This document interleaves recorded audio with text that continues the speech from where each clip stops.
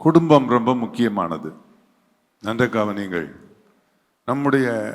நம்முடைய ஊழியங்களை, நம்முடைய காரியங்களை சீக்வன்ஸ் பண்ணா, வரிசைப்படுத்தினால், God first, second family, third ministry or profession, இந்த ஒழுங்கில் தான் இருக்க வேண்டும். தேவன் முதலாவது, இரண்டாவது குடும்பம், மூன்றாவது நம்முடைய தொழில், ஊழியம், மற்ற காரியங்கள். ஊழியத்திற்காக குடும்பத்தை விட்டு விடுகிறவர்கள் நிறைய பேர் இருக்கிறார்கள். குடும்பத்தை அசட்டை பண்ணுகிறவர்கள் நிறைய பேர் இருக்கிறார்கள். அவர்கள் ஒரு எழுச்சியை கொண்டு வந்து விட மாட்டார்கள். தேவன் ஆதியில மனுஷன் தனிமையா இருப்பது நல்லது அல்ல என்று தேவனே சொன்னதை நாம் ஆதியாகமத்தில் வாசிக்கிறோம். அப்ப அவர்தான் குடும்பத்தை ஏற்படுத்தினார். அவர் குடும்பத்தை, கணவன் மனைவி என்ற ஒரு அமைப்பை ஏற்படுத்தினவரே தேவன் தான். அதை எப்படி அசட்டை பண்ண அவர் விடுவார்? பழைய ஏற்பாட்டிலும் அது முக்கியத்துவம் பெற்றிருக்கிறது, புதிய ஏற்பாட்டிலும் அது முக்கியத்துவம் பெற்றிருக்கிறது. பரிசுத்த பவுலை ஒரு குடும்பஸ்தன் என்று சொல்ல இயலாது. ஆனால் குடும்பத்துக்கு நேர்த்தியான போதனைகளை அவர் போதித்திருக்கிறார். ஆவியானவர் அவர் மூலம் போதித்திருக்கிறார். குடும்பத்தை அசட்டை செய்கிறவர்களாக நீங்கள் இருந்தால் உங்கள் ஊழியம் சோபிக்காது. நீங்கள் ஊழியத்தில் வெற்றி பெற மாட்டீர்கள். முதல்ல சொந்த குடும்பத்தை நடத்தணும், அதுதான் சபை. முதல்ல மனைவி, முதல்ல கணவன், பிள்ளைகள் சீர்கெட்டவர்களாக இருக்கக்கூடாது. பாஸ்டர் பிள்ளைகள் பாவிகளாக இருக்கக்கூடாது. கெட்ட சாவகாசம் உள்ளவர்களாக இருக்கக்கூடாது. உங்கள் பிள்ளைகளை தேவனுக்கு ஏற்ற விதத்தில் நீங்கள் வளர்க்க கவனம் செலுத்தணும். உங்களுடைய குட் சமாரிட்டன் ஸ்தாபனத்தினுடைய தலைவர் பாஸ்டர் ஜோசப் பாலச்சந்திரன் அவர்களை பாருங்கள். அவங்க பிள்ளைகளெல்லாம் ஆண்டவருக்காக, அதாவது இயேசு கிறிஸ்துவின் நாமத்தை மகிமைப்படுத்துகிற ஊழியர்களாக, ஆண் பிள்ளைகள் மட்டும் இல்லை, பெண் பிள்ளைகளும் கர்த்தர் இயேசுவை மகிமைப்படுத்துகிற பிள்ளைகளாக நமக்கு முன்பாக இருக்கிறதை நாம் பார்க்கிறோம். அவர் அந்த நாட்களில் சொல்லுவார், நாங்கள் அவரோட பழகிட்டு இருக்கும்போது பிள்ளைகள்லாம் சின்ன சின்ன பிள்ளைகளாக இருக்கும். ரொம்ப ஒன்றும் இயர்ஸ் வித்தியாசமாக இருக்காது. அப்போ நாங்கள் சொல்லுவோம், இவ்வளோதானா, இதோட நிறுத்திக்கிடுவீங்களா அப்படின்னுவோம். அப்போ அவர் சொல்லுவார், நான் 7 பெற வரைக்கும் நான் நிறுத்த மாட்டேன், 7 பிள்ளைகளை பெத்தே தீருவேன் அப்படின்னு எங்ககிட்ட அவர் அதே மாதிரி சொன்ன மாதிரி 7 பிள்ளைகளை அவர் பெற்றெடுத்தார். அது மாதிரி 7 பிள்ளைகளையும் ஆண்டவர் இயேசுவுக்கு மகிமையான பிள்ளைகளாக வளர்க்க அவரும் அவருடைய மனைவியும். கர்த்தருக்கு மகிமை உண்டாவதாக. இப்போ அந்த தாப்பனோடு சேர்ந்து பிள்ளைகள் ஊழியம் செய்வது, அவர்கள் ஊழியம் செய்வது ரொம்ப ஆசீர்வாதமாக இருக்குது. உங்கள் பிள்ளைங்க ஊழியத்துக்கு வர்றாங்களா?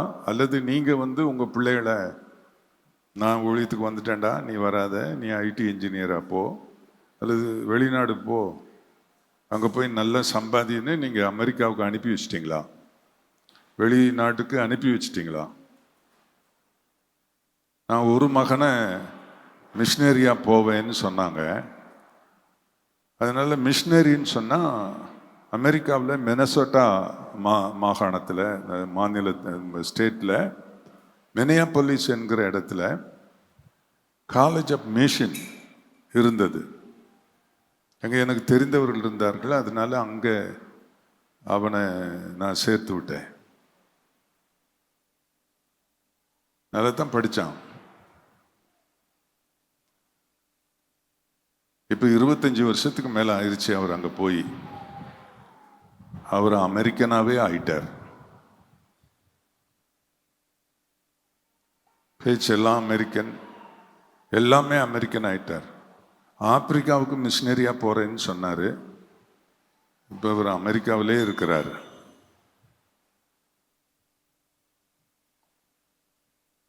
அது எனக்கு ரொம்ப மனசுக்கு கஷ்டம். ஒரு போதகருடைய மகள் தான் அவர் கல்யாணம் பண்ணாங்க. நானுங்க போய் இதுதான் கல்யாணத்தில் நடத்தி வச்சோம்.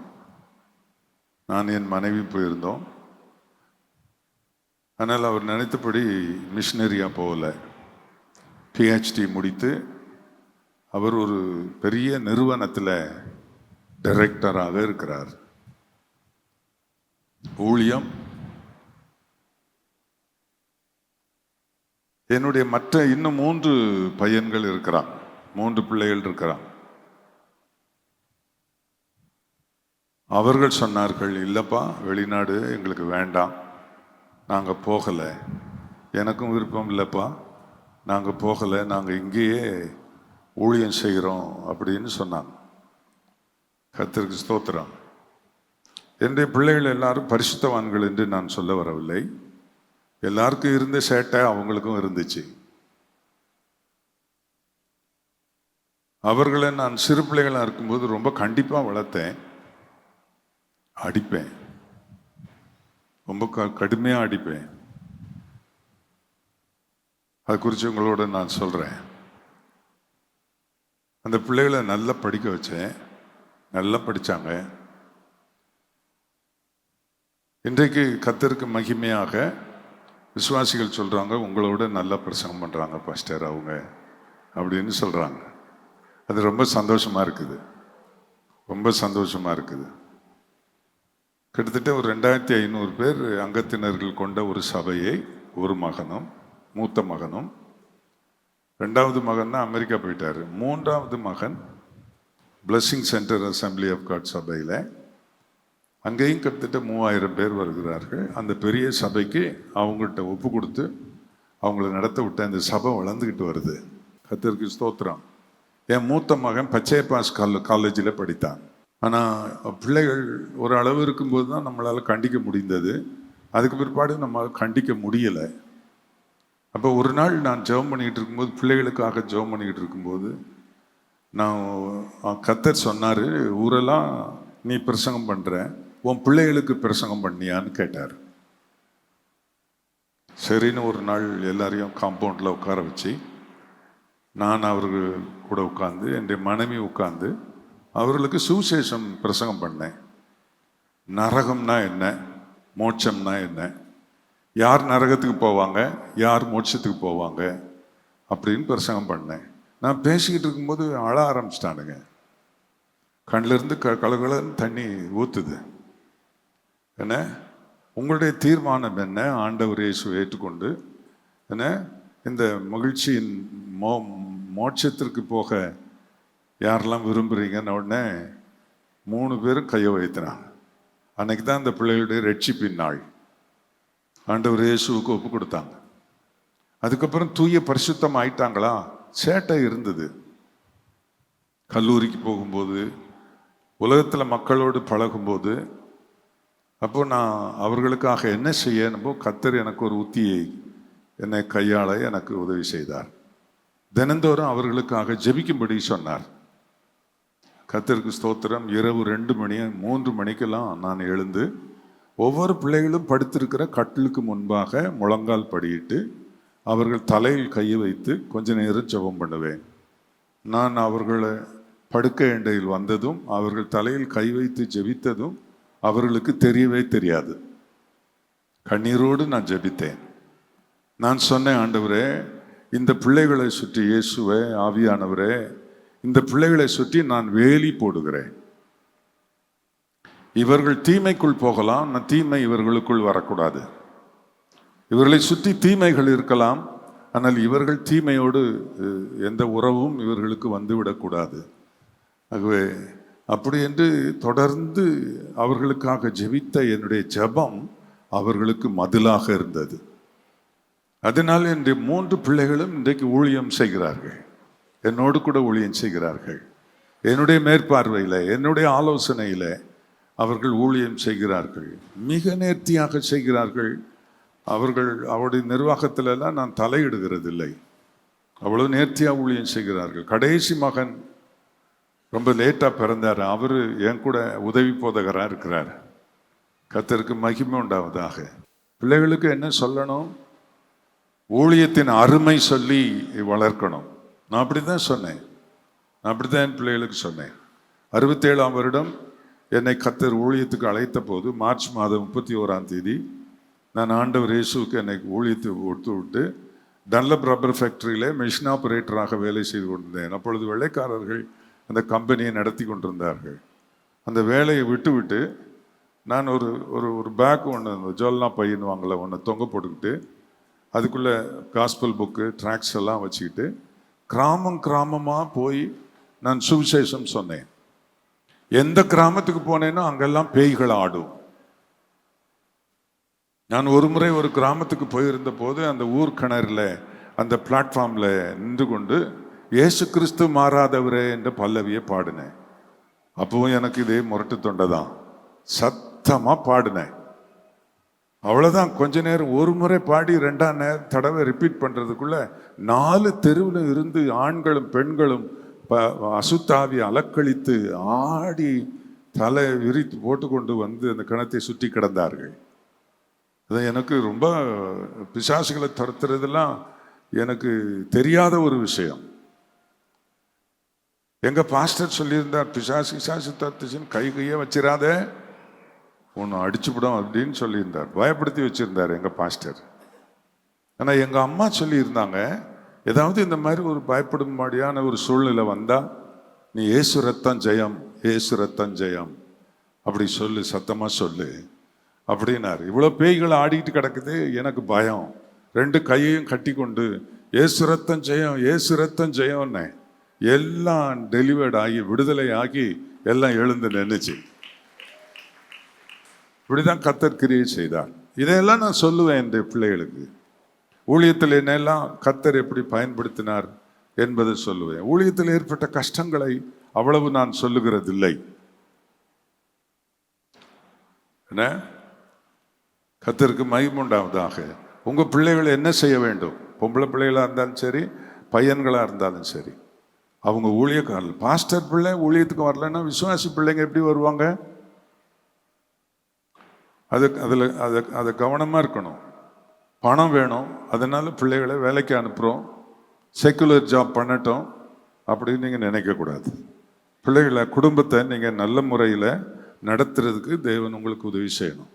உங்கள் சபையில் உங்கள் பிள்ளைகள் பாட்டு பாடணும், உங்கள் பிள்ளைகள் ஆராதனை நடத்தணும். என்ன, கீபோர்டு வாசித்தானா கீபோர்ட்லேயே வச்சிடாதீங்க. அவன் சின்ன சின்ன குட்டி பிரசங்கம் பண்ணுறதுக்கு வாய்ப்புகளை ஆரம்பத்தில் இருந்தே கொடுங்க. ஆராதனை நடத்தட்டும். ஆராதனை நடத்தினா பிரசங்கம் பண்ணுவார்கள். அப்படி அவர்களை பழக்குவித்து பக்குவப்படுத்தி அவர்களை ஒரு நல்ல ஊழியர்களாக்கவும் நல்ல எண்ணம் உங்களுக்கு இருந்தால் நிச்சயமா உங்க பிள்ளைகள்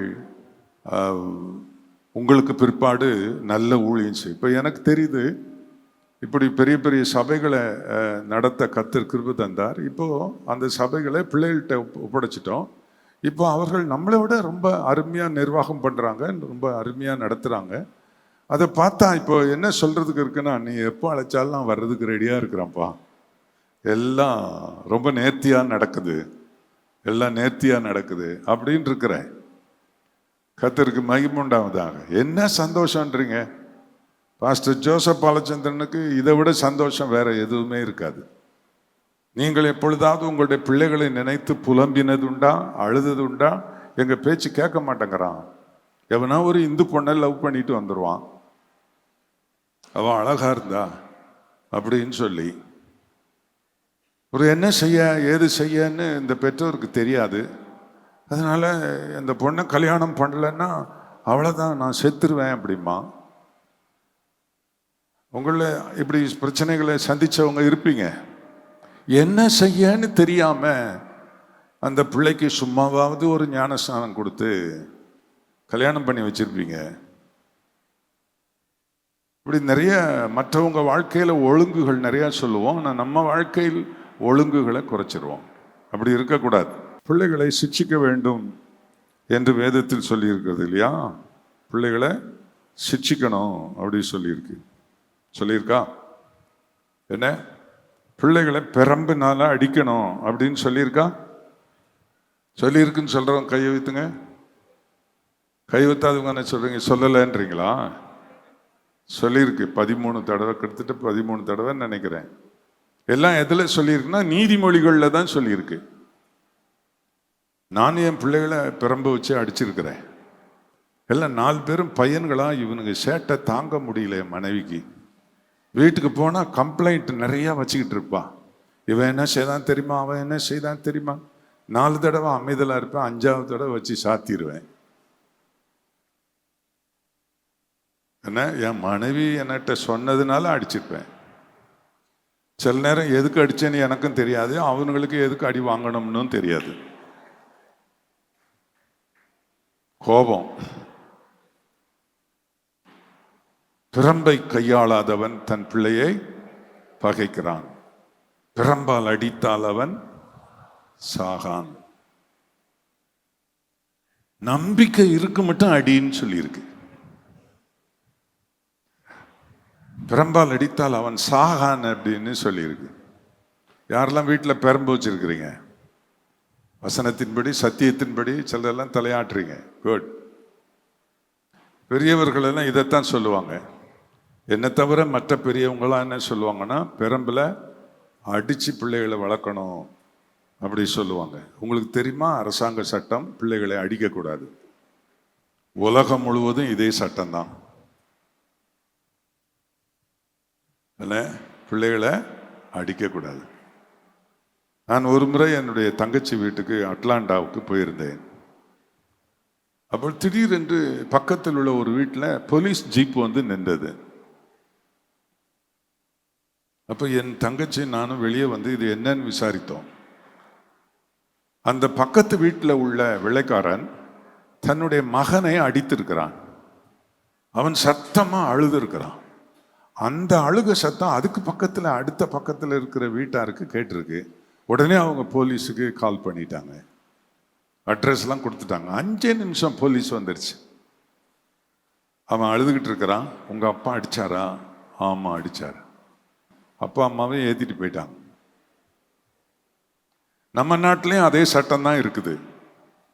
அதே சட்டம் தான் இருக்குது. எங்கள் அப்பா என்னை அடித்தாரு அப்படின்னு ஒரு பிள்ளை கம்ப்ளைண்ட் பண்ணால், நல்ல வேளை சொல்லி கொடுத்தீங்க பாஸ்டர், என்ன நாங்கள் கம்ப்ளைண்ட் பண்ணுறோன்றீங்களா? கவனமாக இருக்கணும். இதை குறித்து நான் ஒரு சின்ன விளக்கம் சொல்லி நான் கடந்து போகிறேன். இந்த பிரம்பில் அடிக்கணும் அப்படின்றத பெரியவர்கள், இங்கே இருக்கிற பெரியவர்கள் கூட சிலர் கூட பிரம்பில் அடிக்கணுன்றத ஆமோதிப்பீர்களாக இருக்கும். நான் அதில் மாறுபடுகிறேன். கண்டிப்பாக இருக்கணும். எபேசியரில் என்ன சொல்லியிருக்குன்னா, 6ஆம் அதிகாரத்தில் என்ன சொல்லியிருக்கு, தெளிவாக சொல்லியிருக்கு. அது என்ன செய்யணுமா, என்ன, கர்த்தருக்கேற்ற சிக்ஷையிலும் போதனையிலும் அவர்களை வளர்க்கணும்னு சொல்லியிருக்கு. கர்த்தருக்கேற்ற சிக்ஷை. பிரம்பில் அடிக்கணும்னு புதிய ஏற்பாட்டில் சொல்லலை. பழைய ஏற்பாட்டில் நீதிமொழிகள் தவிர வேற எங்கேயுமே சொல்லலை.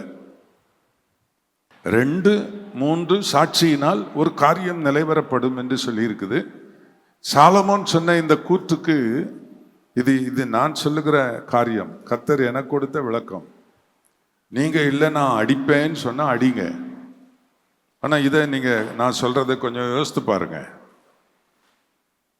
நீதிமொழிகளில் மட்டும்தான் பிள்ளைய பிரம்பில் அடிக்கணும்னு சொல்லியிருக்கு. இந்த சாலமோனுடைய இந்த போதனைக்கு எங்கேயுமே சாட்சி இல்லை. சாலமோன் சொன்ன இந்த வார்த்தையின்படி இன்ன ராஜா அடித்தான் அல்லது இந்த பெற்றோர் அடித்தார்கள், நியூ டெஸ்ட்மெண்ட்ல ஓல்ட் டெஸ்ட்மெண்ட்ல ஒரு சாட்சி கூட இல்லை. அந்த நாட்களில் இருந்தவர்களுக்கு சாலமோனுடைய உபதேசம் அவ்வளவு ஏற்றுக்கொள்ளக்கூடியதாக இல்லை. ஏன் உங்களுக்கு தெரியுமா? சாலமோனுக்கு எத்தனை மனைவி? எங்க 700 + 300 அப்படின்னு நினைக்கிறேன். am I right? 700 மனைவி, 300 மறுமனையாட்டி. மனைவி 700 போதாதுன்னு மறுமனையாட்டி வர 300 சேர்த்து மொத்தம் 1000. ஒரு பிள்ளை போய் அப்பா எனக்கு இது வேணும்னு கேட்டா, உன் பேர் என்ன, உங்க அம்மா பேர் என்ன, எத்தனாம் நம்பர் வீட்டில் இருக்கிற, 1000 என்னதான் ஞானியா இருந்தாலும் 1000 பொண்டாட்டி பேரை ஞாபகம் வச்சிருக்கிறதுக்கு என்ன அவன்? அப்போ ஒரு மனைவி, ஒன்றுக்கு மேல் பிள்ளைகள் இருக்கிறாங்க, ஆனால் ஒரு மனைவி ஒரு பிள்ளை பெற்றிருந்தா, சாலமோன் வீட்டில் எத்தனை பிள்ளைங்க? சத்தமா சொல்லுங்க. அதுவே ஒரு ஹையர் செகண்டரி ஸ்கூல் மாதிரி இல்லை என்ன? அதுக்கு சீர்திருத்த வழி, அதாவது திருத்துவதற்கு என்ன வழி அப்படின்னு சொன்னா, என்ன தப்பு செய்தா இத்தனை அடி. ஆரம்பத்தில் அவரே அடிச்சு பார்த்தாரு, அதுக்கப்புறம் எத்தனை பேர் அடிக்க அவருக்கு கை ஓஞ்சி போச்சு. அவருடைய சரித்திரத்தை பற்றி எழுதினவர்கள் இப்படி சொல்லுகிறார்கள். அதனால அவர் என்ன பண்ணாராம், ஒரு ஹோம் டிபார்ட்மெண்ட் ஒன்று ஏற்படுத்தி, மனைவிமாரெல்லாம் பிள்ளைகள் செய்த தவறை அந்த ஹோம் டிபார்ட்மெண்ட்ல உள்ள சீஃப் இடத்துல சொல்லணும். அந்த பிள்ளைகளுக்கு என்னென்ன இந்த தவறுக்கு இத்தனை தண்டனை அப்படின்னு சொன்னா, அதுபடி அந்த பிள்ளைகளுக்கு பெரம்பில் அடி கொடுக்கப்பட வேண்டும். திருந்தினானா அடி வாங்கி இவன் திருந்தினானா, ஒரே ஒரு சான்று மட்டும் எடுப்போமே. சாலமோனுடைய குமாரன், அவருக்கு பிற்பாடு ராஜாங்கத்தை பொறுப்பெடுத்த ரெகோபயாம். இந்த ரெகோபயாம் இடத்திலிருந்து ஜனங்கள் எல்லாரும் போய், இஸ்ரவேல் கோத்திரம் 12 கோத்திரத்து தலைவர்களும் போய் கேட்டார்கள், உங்க அப்பா எங்களை ரொம்ப கடினமா ஆட்சி செய்தாரு, அவர்கிட்ட நாங்க ஏத்து பேச முடியல, நீங்க எப்படி ஆட்சி செய்வீங்க அப்படின்னு எங்களுக்கு சொல்லுங்க அப்படின்னு கேட்டான். அவன் சொன்னான், போயிட்டு 3 நாள் கழிச்சு வாங்க, உங்களுக்கு பதில் சொல்றேன். அவன் பெரியவர்கள்ட்டெல்லாம் ஆலோசனை பண்ணான். எல்லாரும் சொன்னாங்க, நீங்க அவங்களுக்கு தயவா பதில் சொல்லுங்க, அவங்களுக்கு இணக்கமா பதில் சொல்லுங்க அப்படிலாம் சொன்னாங்க. முதியோருடைய ஆலோசனையை அவன் தள்ளிவிட்டு தன்னோடு வளர்ந்த வாலிபர்களுடைய ஆலோசனையை கேட்டு, அவங்க என்ன சொன்னாங்கன்னா, எங்க அப்பா எடுப்பு என் சுண்டு விரலுக்கு சமம்டா அப்படி சொல்லு. என்ன, எங்க அப்பா இடுப்பு இத்த பெருசா இருந்துச்சுன்னா எனக்கு அது ஒரு சுண்டு விரல் மாதிரி. என்ன, நான் உங்களை தேள்கள்னால் தண்டிப்பேன் அப்படி இப்படின்னு கடினமான வார்த்தை சொன்னான். அவன் எப்படி வளர்ந்துருப்பான் பார்த்தீங்களா? சுற்றம் சூழத்தில் இருக்கிற நண்பர்களுடைய பேச்சை கேட்டு நாட்டையே இழந்தான். 10 கோத்திரம் அவர்களை விட்டு பிரிந்து போய்விட்டது. யூதா கோத்திரம் தான் அவர்களுக்கு இருந்தது. ஆகவே அன்பானவர்களே, சாலமோன் அவ்வளவு பிள்ளைகளை வச்சு அவனுக்கு டைம் இல்லை. அவன் ராஜாங்கத்தை பார்ப்பானா, அது ராஜ்யத்தில் இருக்கிற பிரச்சனைகளை பார்ப்பானா, தான் குடும்ப பிரச்சனையை பார்ப்பானா, அவனுக்கு டைம் இல்லை. தவறு செய்த தனக்கு 2 அல்லது 3 பிள்ளைகள் இருந்தால் வாங்க உட்காருங்க, ஏன் இந்த தப்பு செய்தீங்க, பைபிள் என்ன சொல்லுது, நியாயப்பிரமாணம் என்ன சொல்லுது, எப்படி இருக்கணும், இதெல்லாம் தவறு, இதை விட்டுருங்க, உங்களுக்காக ஜெபம் பண்ணுறேன், இப்படி நேரம் செலவழிக்க அவனுக்கு நேரம் இல்லை. உங்களுக்கு எத்தனை பிள்ளைங்க? ஒரு 15-20 பிள்ளைங்க வச்சிருந்தீங்கன்னு வச்சுங்க, ஒரே பெற்றோர். இந்த சாலமோன் மெத்தடை எடுத்துக்கிடுங்க. உங்களுக்கு சிலருக்கு 1 பிள்ளை, சிலருக்கு 2. என்ன, இங்கே இருக்கிறதுலே அதிகமான பிள்ளைகள் ஜோசப் பாலச்சந்திரன் பாஸ்டருக்கு தான். என்ன, அவர் எப்படி அடி பின்னி எடுத்திருப்பாருன்னு நினைக்கிறேன் சின்னதுல. ஆனா ஜெபித்து காரியங்களை செய்திருக்கேன். அதனால என்னுடைய நான் கர்த்தர் ஜெபம் பண்ணும்போது ஆவியானவர் கொடுத்த விளக்கத்தின்படி பிரம்பில் அடிச்சு ஒருவனை சீர்திருத்த முடியும் என்று நான் நம்பலை. நீங்க உங்க பிள்ளைகளுக்காக அவர்கள் தலையில கை வைத்து அவங்க தூங்கும்போது ஜெபம் பண்ணுங்க, என் பிள்ளைய உங்களுடைய கையில் ஒப்பு கொடுக்குறேன்ப்பா. அவன் ஒரு தப்பு செய்தான்னா நீங்கள் உடனே, என்னுடைய இளைய மகன் 10 வருஷத்துக்கு பிறகு பிறந்தவன், அவனிடத்துல படித்த யூனியன் கிறிஸ்டின் ஸ்கூல்ல இருந்து நிறைய கம்ப்ளைண்ட் வரும். திரும்ப திரும்ப அந்த பிரின்சிபல் எனக்கு ரொம்ப வேண்டியவங்க. அவங்க, பாஸ்டர் உங்கள் மகன் இப்படி பண்ணிக்கிட்டு இருக்கான், அவனும் படிக்க மாட்டேங்கிறான், மற்ற பிள்ளைகளையும் படிக்க விட மாட்டேங்கிறான், கிளாஸில் ஒரே பிரச்சனை பண்ணிக்கிட்டு இருக்கிறான் 6th ஸ்டாண்டர்ட் படிக்கும்போது. அப்போ நான் அவனை கூப்பிட்டு அவனத்தில் நான் சொன்னேன், நீ என்ன இப்படி, இல்லைப்பா அதெல்லாம் சும்மா சொல்கிறாங்க அப்படின்ட்டான். திரும்ப திரும்ப கம்ப்ளைண்ட் வந்ததும் ஒரு நாள் அவனை கூப்பிட்டு நான் சொன்னேன், ஜானத்தன், நான் இன்னைக்கு காலையில் 6 மணிலேருந்து சாயங்காலம் 6 மணி வரைக்கும் உன் கூட நான் பேச மாட்டேன், நீயும் என் கூட பேசக்கூடாது. இதுதான் நீ செய்த தவறுக்கு தண்டனை அப்படின்னு. இப்போ உங்கள் பிள்ளைகிட்ட சொன்னால் 12 மணி நேரமா 12 வருஷம் கூட நீங்கள் எங்ககிட்ட பேசாட்டா எங்களுக்கு ஓகே தான் அப்படி சொல்கிறவங்களா இருக்கும். என் மகன் என்ன பண்ணான்னு தெரியுங்களா, அங்கே நின்று வேகமாக ஓடி வந்து என் கழுத்தை கட்டி பிடிச்சிக்கிட்டு அவன் சொன்னான், டேடி அடிக்கணும்னா 2 அடி அடிச்சிருங்க, உங்ககிட்ட பேசாமல் என்னால் இருக்க முடியாது அப்படி சொன்னான். அதுக்கு பிற்பாடு அவன் மேலே கம்ப்ளைண்ட்டே வரலங்க. அதுக்கப்புறம் திருந்திட்டான். அதுக்கப்புறம் அவன் அந்த ஸ்கூல் படித்து காலேஜ் படித்து மாஸ்டர்ஸ் படித்து கர்த்தருக்கு மகிமை உண்டாக்க நான் உங்களுக்கு சொல்கிறேன், அன்பான தேவனுடைய பிள்ளைகளே, உங்கள் பிள்ளைகள் மேல் கவனம் வையுங்கள். கர்த்தருக்கு ஸ்தோத்திரம். யோபு என்ன செய்தார்? தினந்தோறும் யோபு என்ன செய்தார்? 1ஆம் அதிகாரத்தில் இருக்குது இல்லைங்களா? தினந்தோறும் தன்னுடைய பிள்ளைகளுடைய லக்கத்தின்படி அவர்களுக்கு ஒருவேளை தங்களுடைய இருதயத்தில் தேவனை தூஷித்திருப்பார்கள் என்று அவர் நினைத்து, இருதயத்தில் தேவனை தூஷித்திருப்பார்கள் என்று நினைத்து விருந்து செய்கிற அவர்களுடைய நாள் முறை முடிகிற போது யோபு, ஒருவேளை என் குமாரர் பாவம் செய்து தேவனை தங்கள் இருதயத்தில் தூஷித்திருப்பார்கள் என்று சொல்லி அவர்களை அழைத்து அனுப்பி பரிசுத்தப்படுத்தி அதிகாலமே எழுந்து அவர்கள் எல்லாருடைய லக்கத்தின்படியேயும் சர்வாங்க தகன பலிகளை செலுத்துவான். இந்த பிரகாரமாக யோபு அந்நாட்களில் செய்து வந்தான். ஏதோ ஒரு நாள் செய்தது இல்லைங்க, கண்டினியூஸா செய்தான். கர்த்தருக்கு மகிமை உண்டாவதாக. இது நீங்க பெற்றோர் இதுல கவனம் செலுத்துறீங்களா? நீங்க பாருங்க, பிள்ளைகளை எங்கேயாவது இஷ்டத்துக்கு அலைய விட்டுட்டு நீங்க சபை சபை சபை ஊழியம் ஊழியம் ஊழியம் ஊழியம் அங்க சந்திக்கணும் இங்க சந்திக்கணும் இது போகணும் அப்படின்னு போய் பிள்ளைகளை என்ன செய்தாங்க ஏது பண்ணாங்க அப்படின்ற அதுல குடும்பத்தில் அக்கறை இல்லாமல் இருந்தா, இன்றைக்கு ஆவியானவர் உங்களுக்கு சொல்லுகிறார், உங்கள் குடும்பத்தை நீங்கள் நன்றாய் நேர்த்தியாய் நடத்துவதற்கு கர்த்தர் உங்களை அழைக்கிறார். குடும்பத்தில் கணவன் மனைவி மிக முக்கியமானவர்கள். நீங்க உங்க பெற்றோர் ஏற்பாடு பண்ணி விவாகம் செய்திருக்கலாம், அல்லது உங்கள் சபைகளில் இருக்கிற முதியவர்கள் உங்களுக்கு இந்த பெண்ணை சொல்லியிருக்கலாம், இந்த பையனை சொல்லியிருக்கலாம். குடும்பத்தில் பெற்றோர் பேசி ஒழுங்கு பண்ணி கல்யாணம் பண்ணியிருக்கலாம், இல்லாவிட்டால் லவ் பண்ணி கல்யாணம் பண்ணியிருக்கலாம். நீங்கள் கல்யாணம் பண்ணும்போது ஊழியராக இல்லாமல் இருந்திருக்கலாம். மாற்று மதக்கார பிள்ளைகளை நீங்கள் லவ் பண்ணி கல்யாணம் பண்ணியிருந்திருக்கலாம். அதனால இந்த விவாகங்களில் பெற்றோர் ஏற்பாடு பண்ண விவாகம் சரி, நீங்கள் லவ் பண்ண விவாகம் சரியில்லை அப்படி என்று சொல்லுகிறதற்கு இல்லை. நீங்கள் என்றைக்கு ஒரு பெண்ணை, ஒரு புருஷனை, ஒரு ஆணை நீங்கள் உங்கள் கணவனாக மனைவியாக ஏற்றுக்கொண்டு வாழ ஆரம்பித்தீர்களோ அன்று முதல் நீங்கள் கணவனும் மனைவியுமாய் அதிகாரப்பூர்வமாக இருக்கிறீர்கள் என்பதை நீங்கள் மறந்து விடக்கூடாது.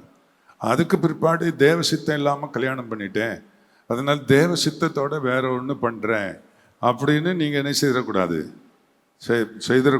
கவனமாக இருக்கணும். கர்த்தருக்கு மகிமை உண்டாவதாக.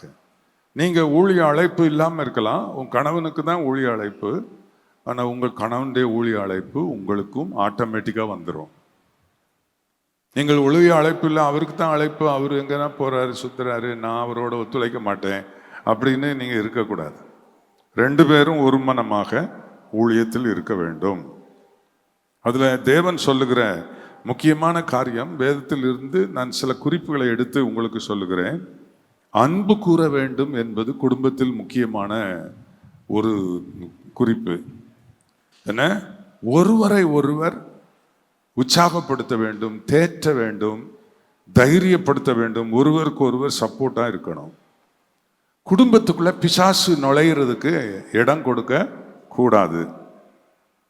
குடும்பத்தில் நடக்கிற தவறுகளை ஒருவர் மன்னிப்பு கேட்காவிட்டாலும் மன்னிக்க வேண்டும். கணவன் கேட்கலைன்னா மன்னிக்கணும், மனைவி கேட்கலைன்னா மன்னிக்கணும். மனைவி மன்னிப்பு கேட்டாதான் மன்னிப்பேன் அப்படிலாம் கிடையாது. கர்த்தருக்கு ஸ்தோத்திரம். நீங்கள் உங்கள் இருவரில் சந்தேகம் உண்டாகும்படி நீங்கள் நடக்கக்கூடாது. சந்தேகப்படும்படி, மனைவி சந்தேகப்படும்படி, புருஷன் சந்தேகப்படும்படி நீங்கள் நடக்கக்கூடாது. கர்த்தருக்கு ஸ்தோத்திரம். 2 பேரும் ஒரு மனமா இருக்கணும், ஒரு மனமா இருக்கணும், ஒன்னஸா இருக்கணும். கர்த்தருக்கு ஸ்தோத்திரம். ஸ்திரீகளை குறித்து வேதம் பேதுரு எழுதும்போது சொல்லுகிறார், பலவீன பாண்டம் என்று சொல்லுகிறாள். அதனால அவர்களோடு விவேகமாய் வாழ வேண்டும் என்று சொல்லி இருக்கிறார். இப்படி நிறைய குறிப்புகள் இருக்கிறது. அதிலிருந்து ஒரு குறிப்பா நான் உங்களுக்கு சொல்லுகிறேன். அன்பு கூற வேண்டும். இது புருஷனுக்கு மட்டும் உள்ள கட்டளை என்று நினைத்து விடக்கூடாது. மனைவியும் அன்பு கூற வேண்டும். மனைவி கீழ்ப்படியணும்னு சொல்லியிருக்கு. என் வேலை கீழ்ப்படிதல் தான், உங்க வேலை அன்பு கூறுகிறது. அதனால அன்பு கூறுகிறது தான் நீங்க செய்யணும் அப்படின்னு அவருக்கு ஒரு காரியத்தையும் எனக்கு ஒரு காரியத்தையும் ஒதுக்கிடக்கூடாது. நான் ஏன் கீழ்ப்படுகிறேன்? அன்புனால கீழ்ப்படுகிறேன். இல்லை, அன்பில்லாத ஒன்றும் தேவனிடத்திலிருந்து வருகிறது இல்லை. எல்லாவற்றிலும் அன்பு இருக்கிறது. அன்பு ரொம்ப முக்கியமானது. கர்த்தருக்கு மகிமை உண்டாவதாக. 2 கொரிந்தியர் 2ஆம் அதிகாரம் 8ஆம் வசனம், அந்தபடி உங்கள் அன்பை அவனுக்கு காண்பிக்கும்படி உங்களுக்கு வேண்டிக் கொள்ளுகிறேன். அன்பை காண்பிக்க வேண்டுமாம். எப்படி காட்டுறது? எப்படி காட்டுறது? என்னிட்ட ஒரு தம்பதி என்னிடத்தில் வந்தார்கள். அவர்கள் அரசாங்கத்தில் ஜாயிண்ட் செக்ரட்டரியாக அவர் இருந்தார். அவருடைய மனைவியும் ஒரு பெரிய ஆபீசர் தான். 2 பேரும் சபைக்கு ஒழுங்காக வருவாங்க. ஒரு நாள் என்னை பார்க்கணுன்னு அந்த சிஸ்டர் சொன்னாங்க. சரி வாங்க, ஆராதனை முடிஞ்ச உடனே சர்ச் ஆஃபீஸ்க்கு வாங்க அப்படின்னு சொல்லியிருந்தேன். வந்தாங்க. சர்ச் ஆஃபீஸில் அவங்க என்னோட பேசிக்கிட்டு இருக்கும்போது அந்த அம்மா சொன்னதை உங்களுக்கு நான் சொல்கிறேன். அவங்க என்னை பார்த்து இப்படி சொன்னாங்க, புருஷனை கையை காட்டி, இந்த மனுஷனுக்கு என் மேலே அன்பே இல்லை பாஸ்டர், அன்பு இல்லாத மனுஷனோட எப்படி வாழ்றது பாஸ்டர் அப்படின்னு அந்த அம்மா என்கிட்ட கேட்டாங்க. நான் உடனே அவரை பார்த்தேன். அவர் பார்த்த உடனே அவர் என்ன சொன்னான்னா, செய்கையோட சொன்னார், பாஸ்டர் உங்களுக்கெல்லாம் நான் சொல்லி கொடுக்கணுமா? அன்பு உள்ளத்தில் இருக்கு. உள்ளத்தில் இருக்கிற அன்பை எடுத்து காட்டுவாங்களா அப்படின்னு ஆக்ஷன் காட்டினார்.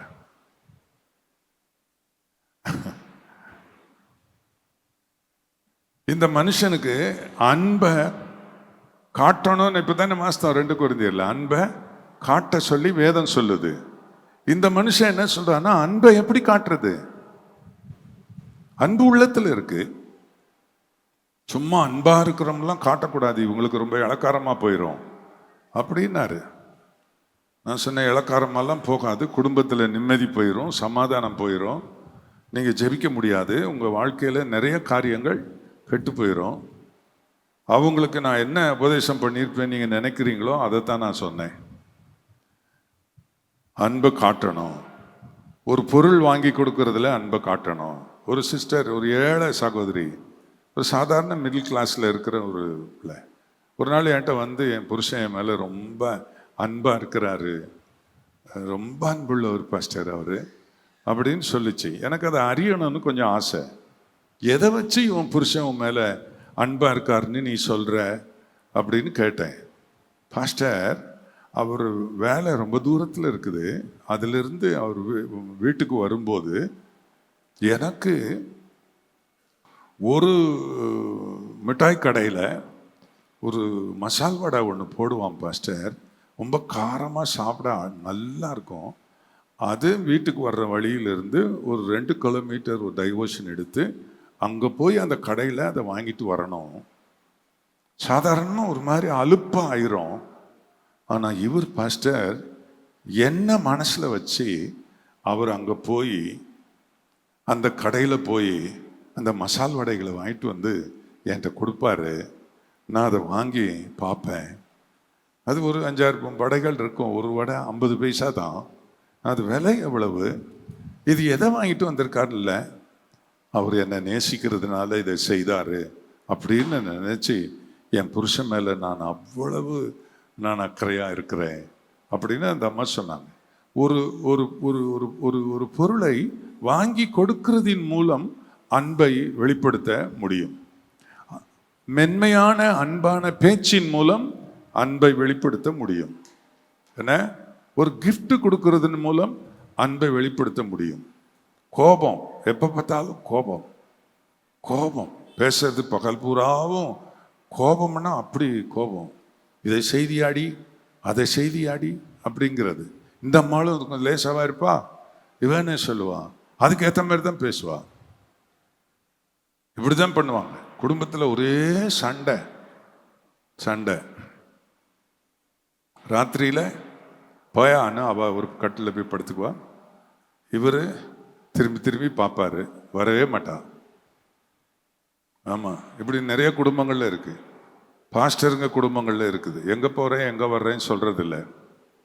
அன்பு கூற வேண்டும் என்கிற இந்த பிரமாணத்தை நீங்கள் நிச்சயமாய் கைக்கொள்ள கர்த்தர் உங்களை அழைக்கிறார். கர்த்தருக்கு மகிமை உண்டாவதாக. நான் ஒரு வசனம் உங்களுக்கு சொல்லுகிறேன். கர்த்தருக்கு ஸ்தோத்திரம். அதாவது லேவியராகமம் 19ஆம் அதிகாரம் 18ஆம் வசனம், பழிக்கு பழி வாங்காமலும் உன் ஜனபுத்திரர் மேல் பொறாமை கொள்ளாமலும் உன்னில் நீ அன்பு கூறுவது போல பிறனிலும் அன்பு கூறுவாயாக. எனக்கு அவனிங்க, அன்பு பழி வாங்காது, பழி வாங்காது, பழிக்கு பழி வாங்காது. நம்ம ரொம்ப சாஃப்டா பழி வாங்கிடுவோம் பாருங்க, பழி வாங்கிடுவோம். அவர் வரல அதனால நானும் போக மாட்டேன் அப்படின்னு. கர்த்தருக்கு ஸ்தோத்திரம். ஒரு நாள் ஒரு சகோதரி ரொம்ப அழுதுட்டு வந்து என்கிட்ட சொல்லிச்சு, என்னன்னா எங்களுடைய அண்ணன் மகளுடைய கல்யாணத்துக்கு அவர் வந்து எங்களை கூப்பிட்டார் பாஸ்டர், 2 நாளைக்கு முன்னையே வந்துருங்க மச்சான், நீங்கள் வந்து இருந்து கல்யாணத்தை நடத்துங்கன்னு சொன்னார். இவரும் சரி சரின்னு சொன்னார் பாஸ்டர். கல்யாண நாள் நெருங்கிருச்சு பாஸ்டர். நான் சொன்னால் எனக்கு நிறைய வேலை இருக்குது, நீ எவ்வளோ பணம் வேணாலும் எடுத்துட்டு நீ போய் கல்யாணத்தை நடத்திட்டு வா அப்படின்னு சொல்கிறார் பாஸ்டர், அவருக்கு கொஞ்சம் புத்தி சொல்லுங்க அப்படி சொன்னார். அப்போ நான் அவரை கூப்பிட்டு நான் பேசினேன். அப்போ அவர் சொல்கிறாரு, பாஸ்டர் எங்கள் அக்கா வீட்டு கல்யாணம் நடந்துச்சு பாஸ்டர், அப்போ இவளையும் வந்து கூப்பிட்டாங்க பாஸ்டர், இவா கல்யாணம் அன்னைக்கு பார்த்து தலைவலிக்குதுன்னு சொல்லிட்டா பாஸ்டர். ஜுரம் அடிச்சா தொட்டு பார்க்கலாம், தலைவலிச்சா எப்படி கண்டுபிடிக்கிறது பாஸ்டர், இவளுக்கு ஏன் தலைவலி வந்துச்சுன்னு எனக்கு தெரியும் பாஸ்டர். நான் போய் உன் மனைவி எங்க மனைவி எங்கன்னு கல்யாண வீட்டில் எல்லாரும் கேட்க நான் அவமானப்பட்டு போய் வந்தேன். இப்போ மட்டும் இவங்க வீட்டு கல்யாணத்துக்கு என்ன கூப்பிட்றாள், நான் எப்படி போவேன் அப்படின்னு சொல்லி. அப்போ அவங்களுக்கு சொன்னேன், அவங்க பதிலுக்கு பதில் பழிக்கு பழி வாங்கிறது அன்பு கிடையாது, கிறிஸ்து அதில் கிடையாது. பழிக்கு பழி வாங்கக்கூடாது. அவர் எனக்கு தீமை செய்திருந்தா நானும் பதில் தீமை செய்யணும் அப்படின்னா அன்பில்லாதவர்கள் தான் அதை செய்வார்கள். அன்புள்ளவர்கள் பதிலுக்கு பதில் செய்யவே மாட்டார்கள். ரொம்ப கவனமாக நீங்கள் இந்த காரியத்தில் இருக்கணும்.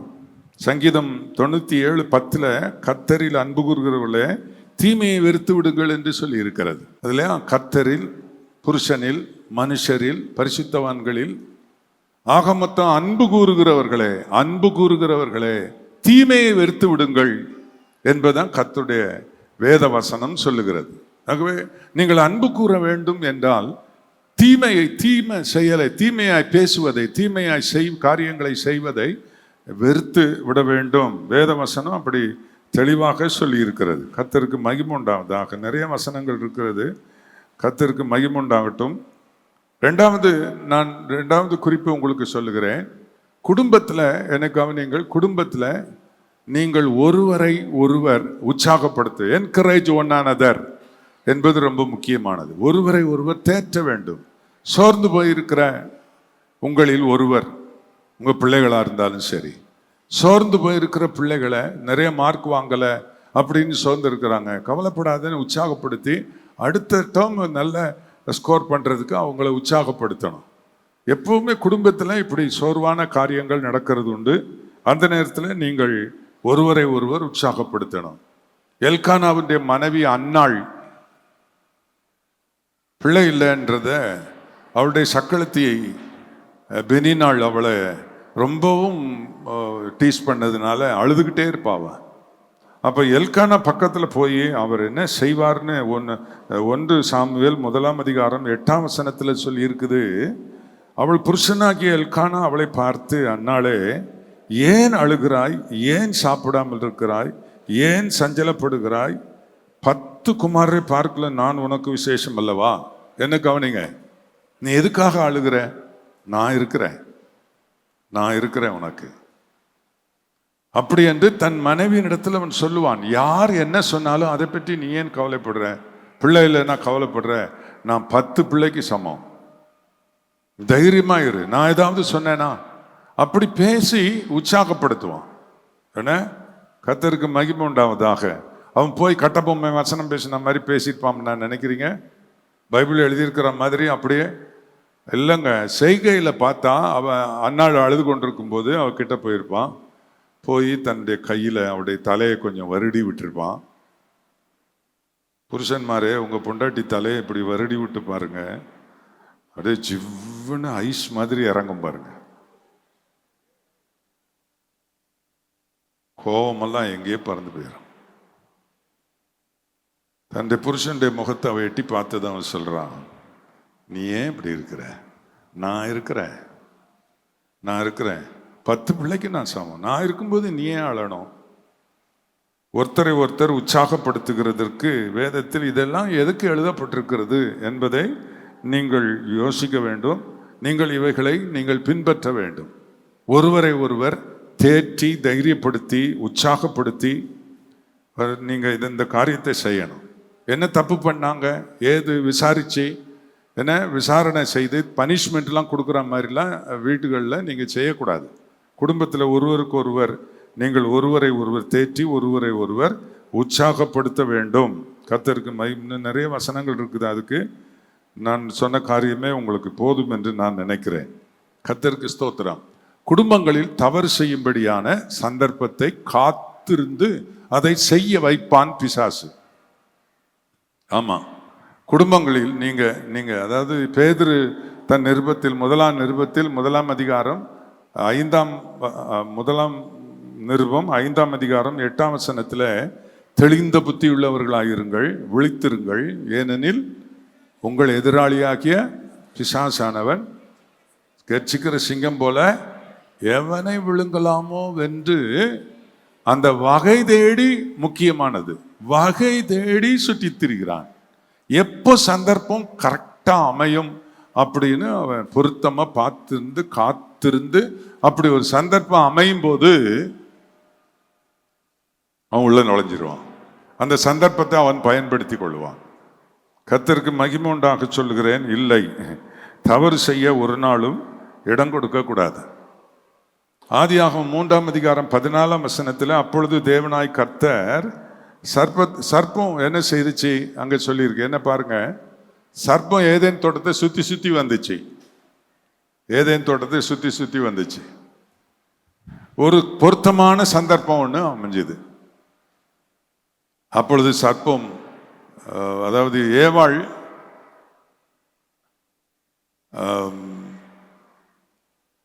ஆதாமோட இல்லை, அவ தனியா இருக்கிறான். அந்த சந்தர்ப்பத்தை அவன் பயன்படுத்திக்கிட்டான். நல்ல கவனிங்க, அவ தனியா நிற்கிறா. அப்பதான் அவன் போய் மெதுவா கேட்கிறான். தேவன் ஏதாவது சொன்னாரா? இதை புசிக்காத அதை புசிக்காதுன்னு எதுவும் சொன்னாரா அப்படின்னு கேட்குறான். ஆமா, அந்த இருக்கு பாரு தோட்டத்தில் நடுவில் இருக்கிற அந்த விருட்சம், அதை தொடவும் கூடாது, சாப்பிடவும் கூடாது, சாப்பிட்ற நாளில் செத்து போவீங்கன்னு, சாவீங்கன்னு சொல்லியிருக்காரு. அப்படி சொன்ன உடனே அவளுக்கு அவன் ஆலோசனை சொல்றான். இல்லைம்மா, அப்படிலாம் கிடையாது, அதை சாப்பிட்டா நீயும் கடவுள் மாதிரி ஆயிடுவ, உன் கண்கள் திறக்கப்படும், நீ ரொம்ப நல்லா இருப்ப அப்படின்னு சொன்ன உடனே என்ன கவனிங்க, சாத்தான் ஆதாமுக்கு தெரியாமல் ஏவாள் தவறு செய்வதற்கு பொருத்தமான சந்தர்ப்பம் கிடைத்தவுடனே உள்ளே நுழைந்து அவளை தவறு செய்ய வைத்தான். இன்றைக்கும் அப்படித்தான் இருக்கிறான் பிசாசு. உங்க குடும்பங்களை சுத்தி, உங்க வீட்டை சுத்தி தான் வரணுமே தவிர, யோபு வீட்டை சுத்தி வந்த மாதிரி சுத்தி வந்துட்டு தேவன்கிட்ட வந்து உள்ள போக முடியலன்னு சொல்லணுமே தவிர, அவனுக்கு நம்ம வழி விட்டுறக்கூடாது. வீட்டுக்குள்ளே பிசாசு வந்துடக்கூடாது. நல்லா கவனிங்க. அதுக்கு பிற்பாடு தேவன் என்ன செய்தார்? பிசாசு வந்த வேலையை கச்சிதமாக முடிச்சுட்டு போயிட்டான். ஏதேன் தோட்டம் கைவிட்டு போயிடுச்சு. பெரிய தப்பு பண்ணிட்டான், பெரிய தவறு. அவங்க பெரிய ஆசீர்வாதத்தை இழந்து போனாங்க. அப்போ கர்த்தர் சொன்னார், நீங்கள் வெளியே போங்க, உங்களுக்கு இந்த தோட்டம் கிடையாது. அதை காவல் பண்ணிட்டார் ஆண்டவர். இப்போ என்ன செய்திருக்கணும்? இல்லை கவனிங்க, இந்த ஆதாம் என்ன செய்திருக்கணும்? நம்ம கூட்டாளிகளாக இருந்தால் என்ன செய்திருப்பாங்க? ஆதாமுடைய ஸ்தானத்தில் நம்ம கூட்டாளி இப்போ இருக்கிறாங்க இல்லையா, உங்க புருஷன், அவர் தான் என்ன செய்திருப்பார்னா, இவன் ரொம்ப வெட்கி நாணி அத்தாம் பின்னால அப்படியே ஒளிஞ்சு நிற்கிறான். என்ன, சர்ப்பம் வந்த வேலையை முடிச்சுட்டேன்னு சாபத்தையும் வாங்கிக்கிட்டு அது பாட்டுக்கு போயிடுச்சு. தேவனும் சொல்ல வேண்டியதை சொல்லிட்டு போயிட்டாரு. இப்போ ஆதாம் ஏவாளும் நிற்கிறாங்க. என்ன சொல்லியிருப்பாங்க நம்ம கூட்டாளிங்க? வாடி, எவ்வளவு ஆசீர்வாதமான தோட்டம், எவ்வளோ ஆசீர்வாதம், உன்னால இந்த தோட்டம் போச்சே, அந்த பாம்பு பேச்சை காட்டி தானே இந்த தோட்டம் போச்சு, போடி அந்த பாம்பு பின்னாலே போ அப்படின்னு துரத்தி விட்டுருப்பாங்க. ஆதாம் அப்படியெல்லாம் செய்யலைங்க. தன் மனைவியை அணைத்து கொண்டான். அவள் செய்த தவறை பெரிதாக்கி அவனும் அவனுடைய மனைவியும் ஒற்றுமையாக இராமல் அவன் காரியங்களை செய்யலை. அவன் சேர்ந்து அவங்க வாழ்ந்தாங்க. குடும்பங்களில் பிசாசு வந்து கிரியை செய்யும் போது இந்த மாதிரி தவறுகள். உங்கள் வீட்டுக்கு பிசாசு வரானா? யார் வீட்டுக்கெல்லாம் பிசாசு வரான்? வரமாட்டானே. நீங்கள்லாம் ஒளியில் இருக்கிறவர்கள், நீங்கள்லாம் எவ்வளோ அப்படியே அக்கினி மதிலுக்குள் இருக்கிறீர்கள். உங்களுக்குள்ள பிசாசு எப்படி வருவான்? ஊழியக்காரங்க வீட்டுக்கு டெய்லி வராங்க, எங்கள் வீட்டுக்கு டெய்லி வரான். வந்தவன் ஏமாந்து போகணுமே தவிர அவனுக்கு என்ன செய்யக்கூடாது, அவனை என்டர்டெயின் பண்ணிடக்கூடாது. நான் சொன்ன இந்த குறிப்பை ஏற்கனவே ஃபேமிலிக்கு நடத்தினதை பலர் கேட்டிருப்பாங்க. நான் சொல்கிறது ரொம்ப வருஷங்களுக்கு முந்தி எங்கள் வீட்டில் நடந்த ஒரு சம்பவத்தை சொல்கிறேன். என்னுடைய மனைவி வந்து கடைக்கு போயிட்டு வாங்கிட்டு வாங்க அப்படின்பா. நான் சொன்னேன், என்னம்மா எங்கே போனாலும் பிரைஸ்தலாடுன்னு விசுவாசிங்க வந்து நிற்கிறாங்க, என்ன போய் கடைக்கு போக சொல்கிறியே அப்படின்னு சொன்னேன். இல்லைங்க, நீங்கள் போனால் தான் பெரிய முட்டையாக கொடுக்குறான், எலும்பு இல்லாமல் கறி கொடுக்குறான், அதனால் நீங்கள் போங்கன்னு. சரி, நம்மளை கொஞ்சம் புகழ்ந்த உடனே ஓகே சரி இருட்டட்டும், இருட்டின பிறகு நான் போய் வாங்கிட்டு வரேன்னு சொல்லி 12 முட்டை பிடிக்கிற எக்ட்ரேயை எடுத்துக்கிட்டு நேராக முட்டை கடைக்கு போனேன். அவன் என்ன நினைச்சான்னு தெரியல, நான் ஒன்றும் கேட்கல. மேலே ரேக்கில் இருந்த 2 பெரிய முட்டையை எடுத்து வச்சான். அதுக்கப்புறம் அடுத்த ரேக்கில் இருக்கிற பெரிய முட்டைகளை எடுத்து வச்சான். அப்படி எங்கெங்கே பெரிய முட்டை இருக்குதோ எடுத்து என் ட்ரேயில் வச்சு மூட முடியல, ஒரு சணல் போட்டு கட்டி என்கிட்ட கொடுத்தாங்க. நான் ரொம்ப சந்தோஷமாக அதை எடுத்துக்கிட்டு என் மனைவிக்கிட்ட வந்து, சாந்திமா இந்த பாரு, நீ கேட்டது படியே பெரிய முட்டையாக கொடுத்துருக்குறான் அப்படின்னு அவளும் சந்தோஷமாக வந்து அதை என் கையில் வாங்கிட்டு போய் 12 முட்டையை ஃப்ரிட்ஜில் வை அப்படின்னேன். இங்கேருந்து அங்கே தான் இருக்குது ஃப்ரிட்ஜு. இங்கேருந்து அங்கே எடுத்துகிட்டு போகிறதுக்குள்ளே போட்டு 12 முட்டையும் உடைச்சிட்டான். இப்போ சாத்தான் வந்தான்.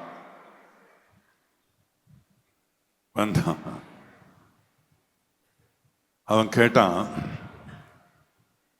நீ எவ்வளவு கஷ்டப்பட்டு போய் வாங்கிட்டு வந்த, உன்னை கடைக்கு போகாத உன்னை போக வச்சால அவளுக்கு கொஞ்சம்னா பயம் இருந்தது. அப்பாரு எவ்வளோ திமிரு பத்தியா, அறிவு இருக்கு அடின்னு கேளு அப்படின்னு நான் என்கிட்ட. உங்ககிட்ட சொல்ல மாட்டானே?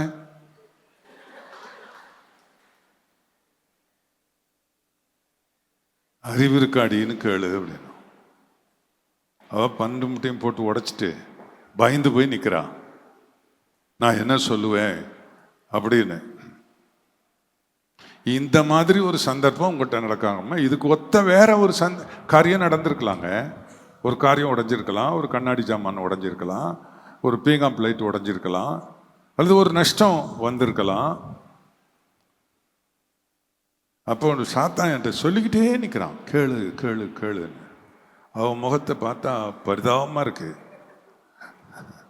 நான் என்ன பண்ணேன்னா, ஆவியானவர் இருக்கார்ல, அவர் சும்மா இருப்பாரா, அவர் பங்குக்கு அவர் வந்தார்.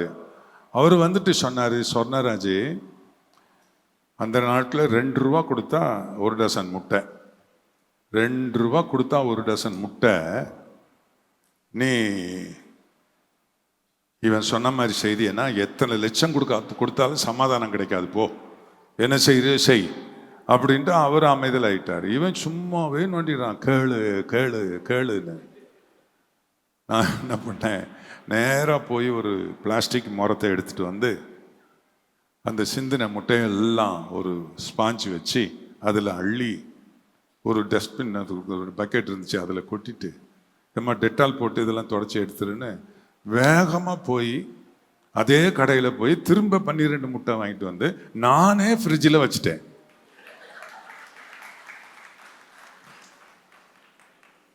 இப்போ சாத்தான் வாலை சுருட்டிக்கிட்டு ஓடி போயிட்டான். பிசாசை துரத்துங்கன்னு சொல்லியிருக்காரு ஆண்டவரே. இன்னொருத்தர் மேல ஆடுற பிசாசத்தான் தத்த சொல்லியிருக்கார். யாருங்க? இன்னொருத்தர் மேல கோபம் வந்து தையத்தக்கான்னு ஆடுறிய. யார் சொன்னது? அது யார் சொன்னது? ஏதோ ஒரு சம்பவம் நடந்துருச்சு வீட்டுல. ஐயோ, கோபத்துல கத்த பார்த்தா, நான் ஊழியர்கிட்ட கேட்டேன், நான் இல்லைங்க, அது நீங்க தான். நிஜமா யோசித்து அறிவாளித்தனமா பதில் சொல்லாம நீங்க சொல்லுங்க, நீங்களா இருந்தா என்ன செய்திருப்பீங்க அப்படின்னு. ஒரு பாஸ்டர் எழுந்து நின்று சொன்னாரு, கண்ணு முன்னால வச்சிருக்கியா புதடியில வச்சிருக்கியான்னு கேட்பேன்னாரு. பாஸ்டருங்க என்னெல்லாம் சொன்னாங்கன்னு நினைக்கிறீங்க? என்ன, உங்க அப்பா வீட்டுல இருந்தா வாங்கிட்டு வந்த அப்படின்னு கேட்பேன்னு ஒருத்தர் சொன்னார். இப்படி எல்லாம் இருக்கிறாங்க பாஸ்டருங்க. நீங்களாம் ரொம்ப நல்லவங்க, குட் சமாரிட்டான்ல.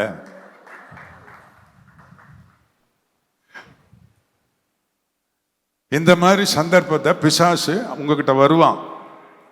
அவன் வந்து உங்களை ராங்கா கைட் பண்ணுவான். ரொம்ப பக்தியா ஜெபம் பண்ணிட்டு தான் இவர் வெளியே வந்திருக்காரு. இப்படி ஒரு இன்சிடென்ட் நடந்த உடனே அவர்கிட்ட வருவான் பிசாசு. அப்போ அந்நிய பசெல்லாம் அப்பட்டான்னு பேசினாலும் அவன் வந்த காரியத்தை கிளீனாக சொல்லுவான். உணர்ச்சி, நம்ம உணர்ச்சி இருக்கு பாருங்க, அவனுடைய கவுன்சிலிங்கில் போய் அப்படி கிளிக் ஆயிரும், ஹீல்ட் ஆயிரும். ஆமாம், கரெக்டு கரெக்ட், இவன் சொல்றது சரிதானே, கொஞ்சமா பயம் இருந்துச்சா பத்தி அவளுக்கு அப்படின்னு. இப்போ என் மனைவி என்னட்ட கேட்டா, ஏங்க நான் இந்த மாதிரி உங்களை கடைக்கு போய் சொல்லி இந்த 12 முட்டையை போட்டு உடச்சிட்டேனே, உங்களுக்கு கோவமே வரலையா அப்படின்னு கேட்டா. நான் அப்போ சொன்னேன், நான் உங்ககிட்ட அந்த முட்டையை கையில் கொடுத்தேன், நீ வாங்கிட்டு போய் அப்படி தூக்கி டமால்னு போட்டு உடைச்சியா? அப்படி இல்லையே, நீ என்கிட்ட வாங்கிட்டு நீ ஃப்ரிட்ஜுக்குள்ள வைக்கிறது தான் போன, தவறி கீழே விழுந்துருச்சு, நான் தான் பார்த்தனே, அதுக்கு ஏன் நான் கோவப்படணும்? இந்த நிதானம் நமக்கு அநேக வேளைகளில் இழந்து விடுகிறோம். சபையில நடக்கிற சில சம்பவங்கள்ல இந்த நிதானத்தை இழந்து விடுகிறதுனால பிசாசினுடைய ஆலோசனையின்படி தான் கோபம் வருகிறது. கோபத்துல சில கெட்ட வார்த்தைகள் வாயிலிருந்து வருகிறது. சில மதியீனமான வார்த்தைகள் பேசி நாம கெடுத்து போடுறோம். அப்படி இருக்கக்கூடாது, யோசிக்கணும். பிசாசுக்கு செவி கொடாதிருங்கள், பிசாசுக்கு இடம் கொடுக்காதீங்க அப்படி சொல்லி இருக்கு. என்ன நடந்தாலும் ஆவியானவர், எவர்கள் ஆவியினால் நடத்தப்படுகிறார்களோ அவர்கள் தேவனுடைய புத்திரராய் இருக்கிறார்கள் என்று சொல்லி இருக்கிறது. நம்மை பரிசுத்த ஆவியானவர் நம்மை நடத்த வேண்டும், நம்மை ஆட்கொண்டிருக்கிற தேவன் நடத்த வேண்டும். பாதி பகுதியை பிசாசு நடத்துகிறான், பாதி பகுதியை ஆவியானவர் நடத்துகிறார். எப்படி இருக்கும் ஊழியம் வளரும்? எப்படி ஊழியம் வளரும்? நிறைய விசுவாசிகள் என்ன சொல்லுகிறார் தெரியுமா? இந்த பாஸ்டரே ஒழுங்கா குடும்பத்துல இல்ல, குடும்பத்துல சண்டை போடுறாரு, என்ன சத்தம் போடுறாரு, இந்த ஆளுக்கு என்னமா கோபம் வருது அப்படின்னு எவ்வளவு விசுவாசிகள் எங்க கிட்ட கம்ப்ளைண்ட் பண்றாங்க. அப்படி இல்லைங்க, தவறுகள் நடக்கிறது இயற்கை. என்ன, இயற்கையா தவறுகள் நடக்கத்தான் செய்யும். குடும்பத்தில் நடக்கும், பிள்ளைகள் வாழ்க்கையில் நடக்கும். இப்போ தவறுகள் நடக்கும்போது நமக்கு உதவி செய்கிற ஆவியானவருடைய ஒத்தாசை நாடணும். நமக்கு தவறா ஆலோசனை சொல்லுகிற இந்த லெஃப்ட் பார்ட்டி கவுன்சிலிங்கை நம்ம ஒரு நாளும் ஏற்றுக்கொள்ளவே கூடாது. கவனமா இருக்க வேண்டும். கர்த்தருக்கு ஸ்தோத்திரம். பிசாசுக்கு இடம் கொடாமலும் இருங்கள் என்று வேதத்தில் மிக அருமையாக சொல்லி இருக்கிறது. கர்த்தருக்கு ஸ்தோத்திரம். ஆண்டவர் இயேசுவுக்கு மகிமை உண்டாவதாக. நான் இன்னொரு குறிப்பை உங்களுக்கு சொல்றேன். மன்னிக்கணும் அப்படின்றது குடும்பத்தில் நம்ம செயல்படுத்த வேண்டிய ரொம்ப முக்கியமான விஷயம். மன்னிக்க வேண்டும், ஒருவரை ஒருவர் மன்னிக்கணும். நீங்கள் நின்று ஜெபம் பண்ணும்போது என்ன, உங்கள் பேரில் குறை உண்டானா, அல்லது உங்கள் பேரில் மற்றவர்களுக்கு, அல்லது மற்றவர் பேரில் உங்களுக்கு குறை உண்டானா, யாராவது உங்களுக்கு ரொம்ப தப்பு செய்திருந்தா, முதல்ல போய் அவங்கள, கிறிஸ்து உங்களை மன்னிச்சது போல நீங்களும் அவர்களை, மார்க்கு சுவிசேஷத்தில் இயேசு மிக அருமையா சொல்லி இருக்கிறார், நீங்களும் போய் அவர்களை மன்னிங்க அப்படின்னு சொல்லி இருக்கிறார். இதுல கவனமா இருக்கணும். மன்னிக்கிறதுக்கு நான் விசாரித்து நியாயம் தீர்த்து இந்த பரிகாரங்களை செய்யணும் அப்படி இல்லவே இல்லைங்க. மன்னிப்பு என்பது ஆண்டவர் இயேசு நம்மை, எவ்வளவோ தவறு செய்த நம்மை, தவறு செய்து கொண்டிருக்கிற நம்மை அவர் மன்னித்து கிருபையை தந்து நடத்தி கொண்டு போகிறார். கிறிஸ்து உங்களை மன்னித்தது போல, அப்படி சொல்லி இருக்கு அந்த வசனம். தேவன் உங்களை மன்னித்தது போல நீங்களும் ஒருவருக்கு ஒருவர் என்ன செய்யுங்க, மன்னியுங்கள் என்று சொல்லி இருக்கிறது. நான் செய்த தவறு பெருசா தெரியாது, ஆனா மனைவி செய்த தவறு தான் ரொம்ப பெருசா தெரியும். புருஷன் செய்த தவறு தான் ரொம்ப பெருசா தெரியும். எடுத்து தான் வீட்டாரெல்லாம் கூட்டிட்டு வந்துருவா, அப்பா அம்மாவுக்கு சொல்லிடுவா, இந்த ஆள் இப்படி செய்திருக்கிறாரு, வந்து என்னன்னு கேளுங்க. உருப்படுமா இந்த குடும்பம்? பாஸ்டரு இப்படிதான் இருக்கா குடும்பம்? கவனமா இருக்கணும். கர்த்தருக்கு மகிமை உண்டாவதா. ஒருவர் மன்னிக்கணும். மத்தேயு 6:14 இயேசு சொல்லுகிறார், மனுஷனுடைய தப்பிதங்களை நீங்கள் அவர்களுக்கு மன்னித்தால் உங்கள் பரமபிதா உங்கள் தப்பிதங்களை மன்னிப்பார். மன்னிக்க வேண்டும். ஆண்டவருக்கு மகிமை உண்டா. ஒரு சாட்சி உங்களுக்கு நான் சொல்றேன். எங்க சபையில் நடந்தது தான் நான் சொல்றேன். விசுவாசிகள் என்கிட்ட நம்பி காரியங்களை சொல்லுவார்கள், நான் அவர்களுக்கு பரிகாரம் நான் சொல்லுவேன். கர்த்தருக்கு ஸ்தோத்திரம். ஒரு சகோதரனுக்கும் ஒரு சகோதரிக்கும் நான் கல்யாணம் நடத்தி வச்சிருந்தேன். ஒரு 6 மாதமோ என்னமோ தான் இருந்தது. அப்போ அந்த சகோதரன் வந்து என்கிட்ட ஒரு நாள் ஆஃபீஸ் ரூமில் உட்காந்து, ஞாயிற்றுக்கிழமை ஆராதனை முடிஞ்ச உடனே, எங்களை சேர்த்து வைங்க அப்படி நான் சொன்னேன், அட பாவி, இப்போ தானேப்பா கல்யாணம் பண்ணி வச்சேன், இப்போ என்ன சேர்த்து வைங்க, எப்போ பிரிஞ்சிங்கன்னு கேட்டேன். கல்யாணம் ஆகி 1 மாதத்துலேயே அவங்க அம்மா வீட்டுக்கு அவள் போயிட்டா அப்படின்னு அவர் சொன்னார். அப்படியா? உடனே இவங்களை தொடர்பு கொண்டு நான் பேசி ஒரு நாளை குறித்து இந்த ஆளை வர சொல்லியிருந்தேன். அவங்களும் வந்திருந்தாங்க. நல்லா கவனிங்க. அவர் வந்தபோது என்னட்ட ஒரு 2 full scape paper, A4 sheet, அதில் பொடி எழுத்தில் எழுதியிருந்தார். நம்ம பைபிள் வார்த்தையை விட சின்ன எழுத்து எழுதியிருந்தார். இந்த பக்கம் மார்ஜின் இருக்கு பாருங்க, அதுலேயும் எழுதியிருந்தார். மேலே இருக்கிற மார்ஜின்லேயும் எழுதியிருந்தார். ஃபுல்லாகவே எழுத்தா இருக்கு. இது என்னையா இது அப்படின்னு கேட்டேன். பாஸ்டர், என் மனைவி கல்யாணம் ஆன நாள்ல இருந்து என்னென்ன தப்பு பண்ணாலோ அதெல்லாம் எழுதி வச்சிருக்கேன் பாஸ்டர், அதை கொஞ்சம் வாசித்து பாருங்க அப்படின்னா. நான் சொன்னேன், எப்பா உன் பொண்டாட்டி செய்த தப்ப நான் வாசிக்கணுமா? என்ன மனுஷனா இருப்ப அப்படின்னு. இப்போ நான் என்ன செய்யணுங்கிற? நீங்கள் என் மனைவியை கூப்பிடுங்க பாஸ்டர், அவள் இதெல்லாம் வாசித்து பார்த்து, ஆமாம் இந்த தவறையெல்லாம் செய்தது உண்மைதான், நான் இனிமேல் இந்த தவறை செய்ய மாட்டேன் என்று அவள் எழுதி கையெழுத்து போட்டு கொடுத்தால் நான் அவளை கூட்டி கொண்டு போகிறேன் அப்படின்னு சொல்கிறாங்க. அவன், எனக்கு கோபம் வந்துருச்சு. கோபம் வந்தாலும் கோபத்தை காட்டக்கூடாதுல்ல, அதனால நான் அவங்ககிட்ட பேச வேண்டிய விதமாக இருந்தேன். அவள்கிட்ட மெதுவாக சொன்னேன், உன் பொண்டாட்டி வரமாட்டா, நீ போ அப்படின்னு. என்ன பாஸ்டர் சேர்த்து வைக்க சொல்லி வந்தாங்கன்னா, ஏயா இது மாதிரி உன் பொண்டாட்டி செய்த தப்பு, நீ தப்பே செய்யலையா, நீ தவறே செய்யலையா,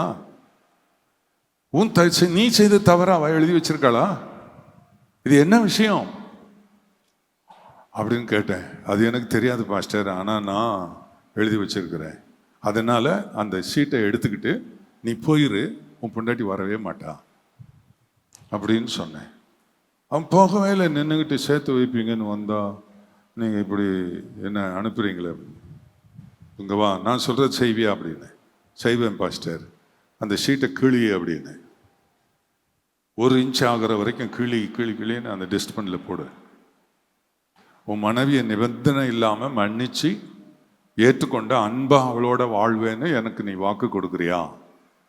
சரி பாஸ்டர், அப்போ நீ அந்த ரூம்ல இரு அப்படின்னு இருக்க சொல்லிட்டு இவளை கூப்பிட்டு எப்படிமா இருக்கிறீங்க? நான் எங்கள் அம்மா கூட சந்தோஷமா இருக்கிறேன். அவங்க அம்மா யாருன்னா, அவங்க புருஷன் இறந்து ரொம்ப நாள் ஆச்சு.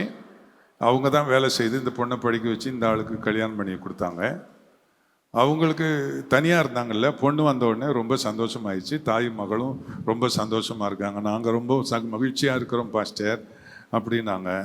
நீ என்ன உங்கள் அம்மா கூட இருக்கிறதுக்காக உன்னை கல்யாணம் பண்ணி வச்சேன், நீ புருஷனை இப்படி தனியாக விட்டுட்டு வந்துட்ட? அவர் சரியில்லை பாஸ்டர் அப்படின்னு சொல்லிச்சு. அப்போ நான் கேட்டேன், அவர்கிட்ட கேட்டேன், உன் கணவன் செய்த தவறுகளை நீ எதுலையாவது குறிப்பு எழுதி வச்சிருக்கியான்னு கேட்டேன். உன் புருஷன் இப்படி எழுதி கொடுத்தான் அப்படின்னு நான் சொல்லலை, இல்லைன்னா சமாதானம் உண்டாகாது இல்லையா? இன்னைக்கு வரைக்கும் சொல்லலைன்னு வச்சுங்களேன், உங்களுக்கு தான் சொல்கிறேன். அப்போ கேட்டேன் நான், எழுதி வச்சிருக்கியான்னு. அவ என் மேலே திருப்பிக்கிட்டா. என்ன பாஸ்டர் நீங்க புருஷன் செய்த தப்பை எழுதி வச்சியான்னு கேட்குறீங்க? புருஷன் செய்த தப்பை எழுதி வைக்கணும்னு எந்த பைபிள்ல சொல்லியிருக்கு அப்படிங்கிறாவா? ஏ அப்பா, நீ பெரிய ஆளம்மா, நீ பெரிய ஆளு. அம்மா பைபிள்ல எல்லாம் சொல்லலை, நான் சும்மா கேட்டேன், சும்மா தான் கேட்குறேன். உன் புருஷன் செய்த தப்பை நீ எழுதி இருந்தியனா எத்தனை பக்கம் எழுதியிருப்ப சொல்ல அப்படின்னு.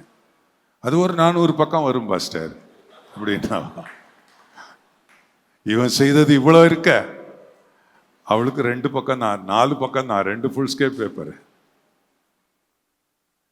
இன்னைக்கு வரைக்கும் சொல்லலை. அந்த சொன்னேன், நீ உன் புருஷன் அவனோட உன்னை சேர்த்து வைக்க போகிறேன் அப்படின்னு சொல்லி. சரி பாஸ்டர் நினச்சி இப்போ அவனை வர சொன்னேன். நான் 2 பேரும் கைப்பிடிக்க சொல்லி திரும்ப கல்யாணம் பண்ணி வச்சேன். அதுக்கப்புறம் அவங்க போனாங்க, ஒருத்தருக்கு ஒருத்தர் சந்தோஷமாக வாழ்ந்து பிள்ளைகளை பெற்று இன்னைக்கு நல்ல விசுவாசிகளாக இருக்கிறாங்க. நீங்கள் யாராவது உங்கள் குடும்பத்தில் உங்கள் மனைவி அல்லது உங்கள் புருஷன் செய்த தப்பை எழுதி வச்சுருக்கீங்களாம்மா? ஐயா எழுதி வச்சுருக்கியா?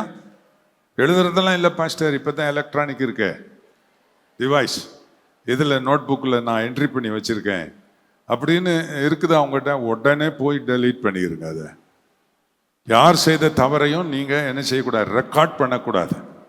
அது குடும்பத்தில் மன்னிப்பற்ற தன்மைக்கு ஏதுவாக இருக்கும். நீங்கள் மன்னிச்சா கர்த்தர் மன்னிப்பேன்னு சொல்கிறார். கர்த்தருக்கு ஸ்தோத்திரம். ஒருத்தர் என்கிட்ட கேட்டார், அவ மன்னிப்பு கேட்கட்டும் பாஸ்டர், நான் மன்னிக்கிறேன் அப்படின்னாரு. அப்போ அதெல்லாம் கேட்க மாட்டா. நீ மன்னிக்கிறதுனுடைய தன்மையே என்னன்னா, கணவன் மனைவிக்குள்ள குடும்பத்துக்குள்ள ஒருத்தர் கேட்டால் தான் மன்னிக்கணும் அப்படி இல்லை, நீங்கள் ஒருத்தருக்கு ஒருத்தர் மன்னிக்கணும் அப்படின்னு நான் சொன்னேன். அதை ஏற்றுக்கொண்டு அவங்க சந்தோஷமாக வாழ்கிறாங்க. இன்னைக்கு உங்களில் எத்தனை பேர் மன்னிக்காமல் இருக்கிறீங்க?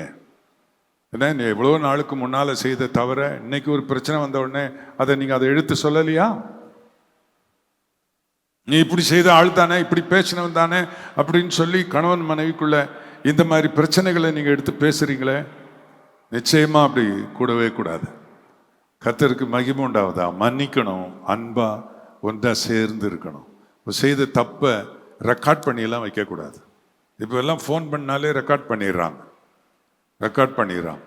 என் ஃபோன்லலாம் ரெக்கார்ட் பண்ணாங்கன்னா உடனே ஃபோன் சொல்லிடும் ரெக்கார்ட் பண்ணுறாங்கன்னு. உடனே நான் உஷாராக இருந்துடுவேன். எல்லார் ஃபோன்லேயும் அப்படி இருக்கிறது இல்லை. ஃபோனில் ரெக்கார்ட் பண்ணிடுறாங்க, மறைஞ்சிருந்து ரெக்கார்ட் பண்ணிக்கிறாங்க. இதெல்லாம் இல்லை. மன்னிக்கிற தன்மையை கர்த்தர் நமக்கு கொடுக்கும்படி நீங்கள் உங்களை ஒப்பு கொடுங்கள். கர்த்தருக்கு மகிமை உண்டாவதாக.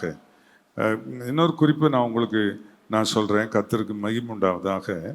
அன்பானவர்களே, ஒருவருக்கொருவர் ஒற்றுமையாக இருக்கணும் அப்படின்னு சொல்லியிருக்கு. ஒரு மனமாக ஒற்றுமையாக இருக்கணும். கர்த்தருக்கு மகிமை உண்டாகட்டும்.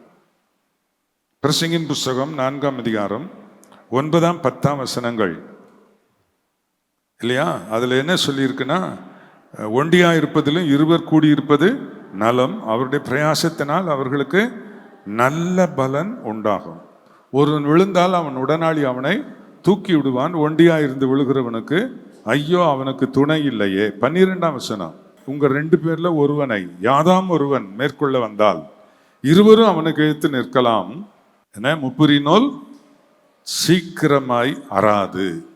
நல்ல கவனிங்க, ஒற்றுமையா ஒரு மனமா இருக்கணும். இதுக்கு தான் விவாகம். ஒரே சரீரம், ஒரே அது. பாருங்க, இந்த முப்பிரி நூல் அறாது அப்படின்னு சொல்லியிருக்கீங்களா? முப்பிரி நூல். அதாவது marriage is a threefold unity. 3 வகையான உறவை கொண்டதுதான் விவாகம். ஏன்னா நம்முடைய தேவன் திருத்துவ தேவன், பிதா, குமாரன், பரிசுத்த ஆவி. நம்மையும் திருத்துவ ரீதியில் தான் தேவன் படைத்திருக்கிறார். எப்படி என்று சொன்னால், ஆவி, ஆத்மா, சரீரம் என்ற திருத்துவ ரீதியில் தான் தேவன் நம்மை படைத்திருக்கிறார். சரீரம் மட்டும் ஒன்றுபடுகிறது இல்லை, ஆவியும் ஒன்றுபட வேண்டும், ஆத்மாவும் ஒன்றுபட வேண்டும். நிறைய பேருடைய வாழ்க்கையில் ஃப்ளஷ்லி ஒன்னஸ் இருக்குது. அவங்களுடைய ஆவியில ஒரு மனம் இல்லை, ஆத்மாவில் ஒரு மனம் இல்லை. அதனால அவங்க குடும்பத்தில் சந்தோஷம் இல்லை, சமாதானம் இல்லை. இங்கே சொல்லி இருக்கிறது, இருவர் கூடி இருப்பது நலம், அவர்களுடைய பிரயாசத்தினால் நல்ல பலன் உண்டாகும் அப்படி சொல்லி இருக்குது. கர்த்தருக்கு மகிமை உண்டாவதாக. விவாகத்தில் ஒரு மனமா இருக்கணும் அப்படின்னு சொன்னா, கணவனுடைய ஆவியும் மனைவியுடைய ஆவியும் ஒன்றுபட வேண்டும், ஒன்றுபட வேண்டும் இல்லையா? கணவன் ஒரு காரியத்தை சொன்னா, நானும் அதே தாங்க நினைச்சேன். யார் சொல்றாங்க அப்படி? போயா, உனக்கு வேற வேலை இல்லை, என்னத்தையா சொல்லிட்டு கிடப்ப. அப்படிதான் குடும்பத்துக்குள்ள ஒரு மனமே இருக்கிறது இல்லை. ஆத்மாவில் ஒருமைப்பாடு, ஆத்மாவில் ஒருமைப்பாடுனா எல்லாம் டுவார்ட்ஸ் காட். நம்முடைய எல்லா டீட்ஸும் தேவனுக்கு நேராக. ஜெபம் பண்ணுவதில் ஒரு மனமா இருப்பது, சபைக்கு செல்வதில் ஒரு மனமா இருப்பது, காணிக்கை செலுத்துவதில் ஒரு மனமா இருப்பது, கர்த்தருக்கு ஊழியம் செய்வதில் ஒரு மனமா இருப்பது. இப்படி ஆத்துமாவில் ஒரு மனமா இருக்கணும். புருஷன் ஒரு சர்ச்சுக்கு, மனைவி ஒரு சர்ச்சுக்கு. புருஷனுக்கு ஒரு டாக்டரின், மனைவிக்கு ஒரு டாக்டரின். இப்படி நிறைய வித்தியாசப்பட்ட காரியங்கள் இருக்கிறது. அப்படி இருக்கக்கூடாது. நன்ற கவனிங்கள். ஒரே ஆத்துமாவில் ஒரே ஒன்றாய் நீங்கள் இணைந்திருக்க வேணும். மூன்றாவது தான் ஃப்ளஷ்லி ஒன்னஸ், தாம்பத்திய வாழ்க்கை. அது மட்டும்தான் விவாகம் என்று இன்றைக்கு உலகம் அறிந்திருக்கிறது.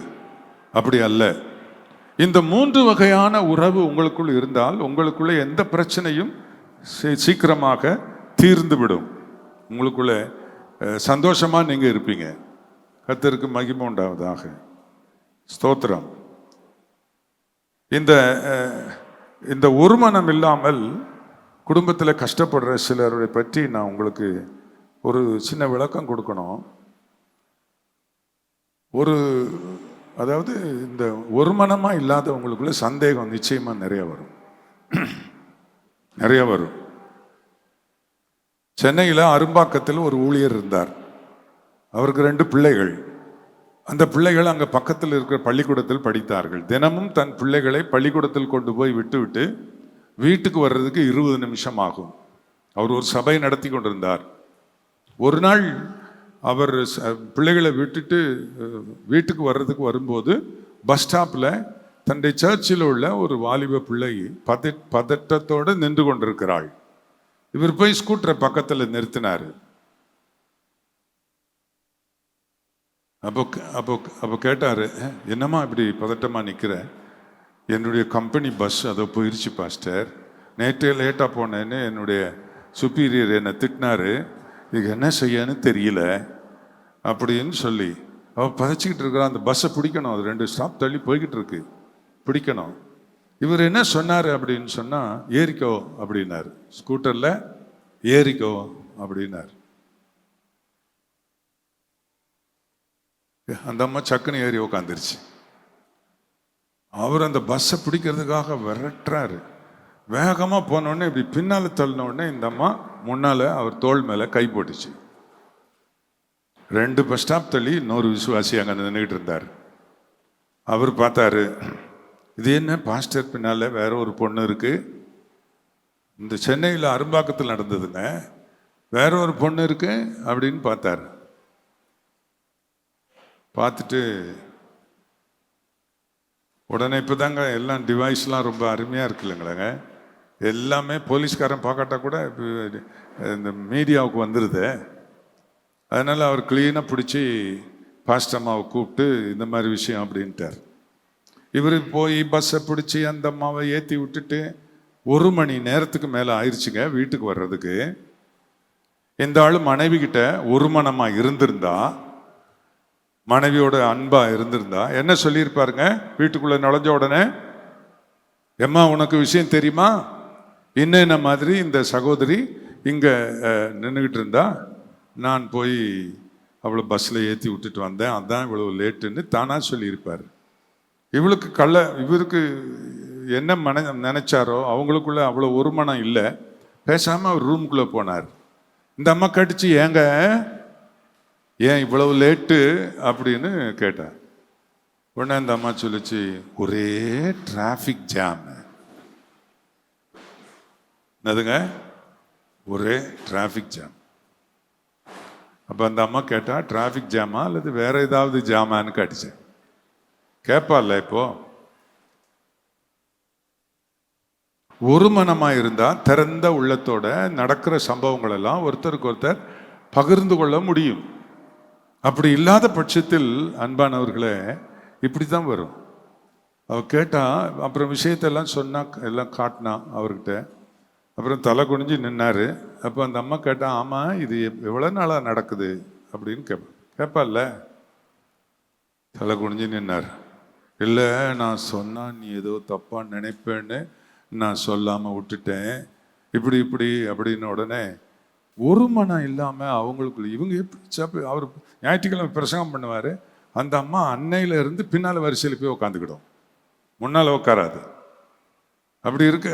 அப்படி பாஸ்டர் மனைவிமார் இப்படி இருக்கிறாங்க. இல்லை, ரெண்டு பேரும் ஒரு மனமா இருக்கணும், ஒருத்தருக்கு ஒருத்தர் என்ன விட்டு கொடுக்கணும். ஒரு ஊழியர் குடும்பத்தில் சண்டை, ஒரு ஊழியர் நான் சொல்றேன், இந்த நடந்த சாட்சிகளை நீங்க உங்களோட ஒப்பிட்டு பாருங்க. ஒரு ஊழியர் குடும்பத்தில் சண்டை, கணவன் மனைவிக்குள்ள ஒத்துமை இல்லை. இது விசுவாசிகளுக்கெல்லாம் தெரியுது. எங்களுக்கு கம்ப்ளைண்ட் வந்துருச்சு. நான் இப்போ எக்ஸிக்யூட்டிவ் கமிட்டியில் இருக்கிறேன்.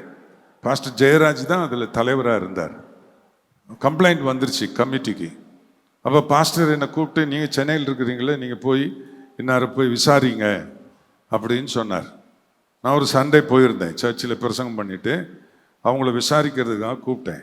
அவர் ஒரு சகோதரி மேலே கை வச்சு ஜெபம் பண்ணா, இந்த அம்மாவுக்கு அது பிடிக்கல. இவங்களுக்குள்ள சண்டை, ஒத்துமையா இல்லை. ஒரு நாள் ஒரு சகோதரி மேலே கை வச்சு ஜெபம் பண்ணிட்டு இருக்கும்போது இந்த அம்மா போய் ஒரே தட்டி விட்டுருச்சு. என்ன குழப்பம் சபையில்? கர்த்தருக்கு மகிமை உண்டாவதாக. கணவன் மனைவி ஒன்னா சேர்ந்து ஜெபம் பண்ணுங்க. ஊழியத்தில் பாஸ்டருங்க, நீங்கள் ஆப்போசிட் செக்ஸோட, அதாவது எதிர்ப்பாளரோட நீங்கள் மிங்கிள் ஆக்குறது தான் இந்த மினிஸ்ட்ரி. ஒரு பாஸ்டர் ஒரு சகோதரியோட பேசித்தான் ஆகணும், இல்லை பாஸ்டம்மா ஒரு பிரதரோட பேசித்தான் ஆகணும். நீங்கள் ரெண்டு பேரும் ஒரு மனமாக இருந்தீங்கன்னா உங்களுக்குள்ள எந்த சந்தேகங்களும் எந்த பிரிவினைகளும் வருகிறதுக்கு வாய்ப்பே இல்லாமல் போகும்.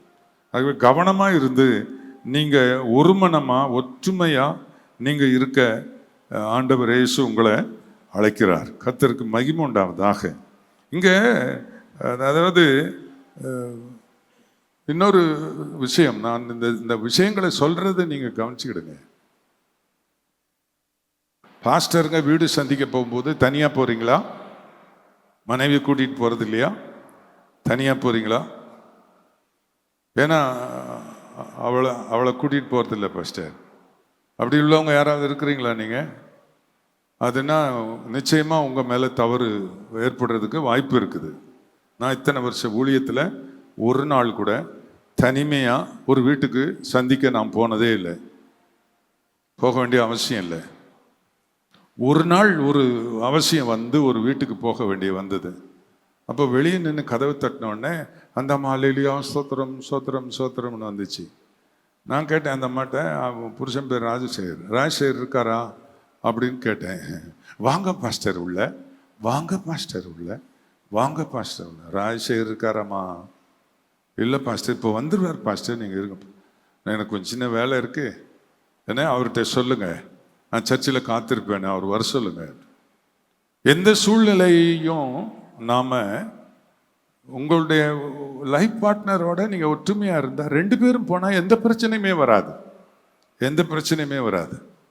இதுல நீங்க கவனமா இருக்க கர்த்தர் உங்களை அழைக்கிறார். கடைசியாக ஒன்றை சொல்லி, இன்னும் பல குறிப்பு இருந்தாலும் கடைசியாக ஒன்றை சொல்லி நான் முடிக்கிறேன். 1 பேதுரு 3ஆம் அதிகாரம் 7ஆம் வசனம், அந்தபடி புருஷர்களே, மனைவியானவள் பலவீன பாண்டமாய் இருக்கிறபடியினால் உங்கள் ஜெபங்களுக்கு தடை வராதபடிக்கு நீங்கள் விவேகத்துடனே அவர்களுடன் வாழ்ந்து உங்களுடனே அவர்களும் நித்திய ஜீவனாக்கிய கிருபையை சுதந்திரித்துக் கொள்ளுகிறவர்களானபடியால் அவர்களுக்கு செய்ய வேண்டிய கனத்தை செய்யுங்கள். ஸ்தோத்திரம். சகோதரிகளை என்னன்னு சொல்லியிருக்கு? சிஸ்டர்ஸ் கவனிங்க, நீங்கெல்லாம் பலவீன பாண்டமா? ஆமா பாஸ்டர், நாங்கள் பலவீன பாண்டம் தான். அப்படி ஒத்துக்கொள்றவங்கலாம் சகோதரிகள் கை வைத்துங்க. பாருங்க, ஒருத்தர் கூட ஒத்துக்கிட மாட்டேங்கிறாங்க.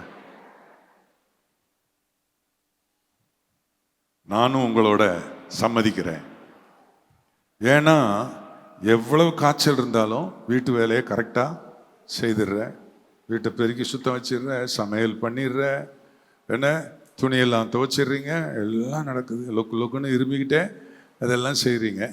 இவருக்கு ஒரு சின்ன தலைவலி வந்த உடனே அந்த எடுத்துட்டு வா, தடவு, ஐயோ அம்மா வலிக்குது, தலை வலிக்குது, முடியலை, அட பாவி, ஒரு சின்ன தலைவலிக்கு இவ்வளவு ஷோ காட்டுற ஆளு, எவ்வளவு பிரச்சனையை சகிச்சுக்கிட்டு இந்த சிஸ்டர் இவங்கள போய் என் பலவீன பாண்டம்னு பைபிள் சொல்லிச்சுன்னு எனக்கு தெரியல.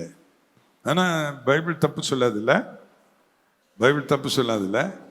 என்ன பலவீன பாண்டம் அப்படின்னு சொன்னால், இவங்க எதை மட்டும் சகிக்க மாட்டாங்கன்னா, அவங்க வீட்டாரை பற்றியோ அல்லது அவங்களுக்கு ஒரு கடுஞ்சொல் தாங்க மாட்டாங்க,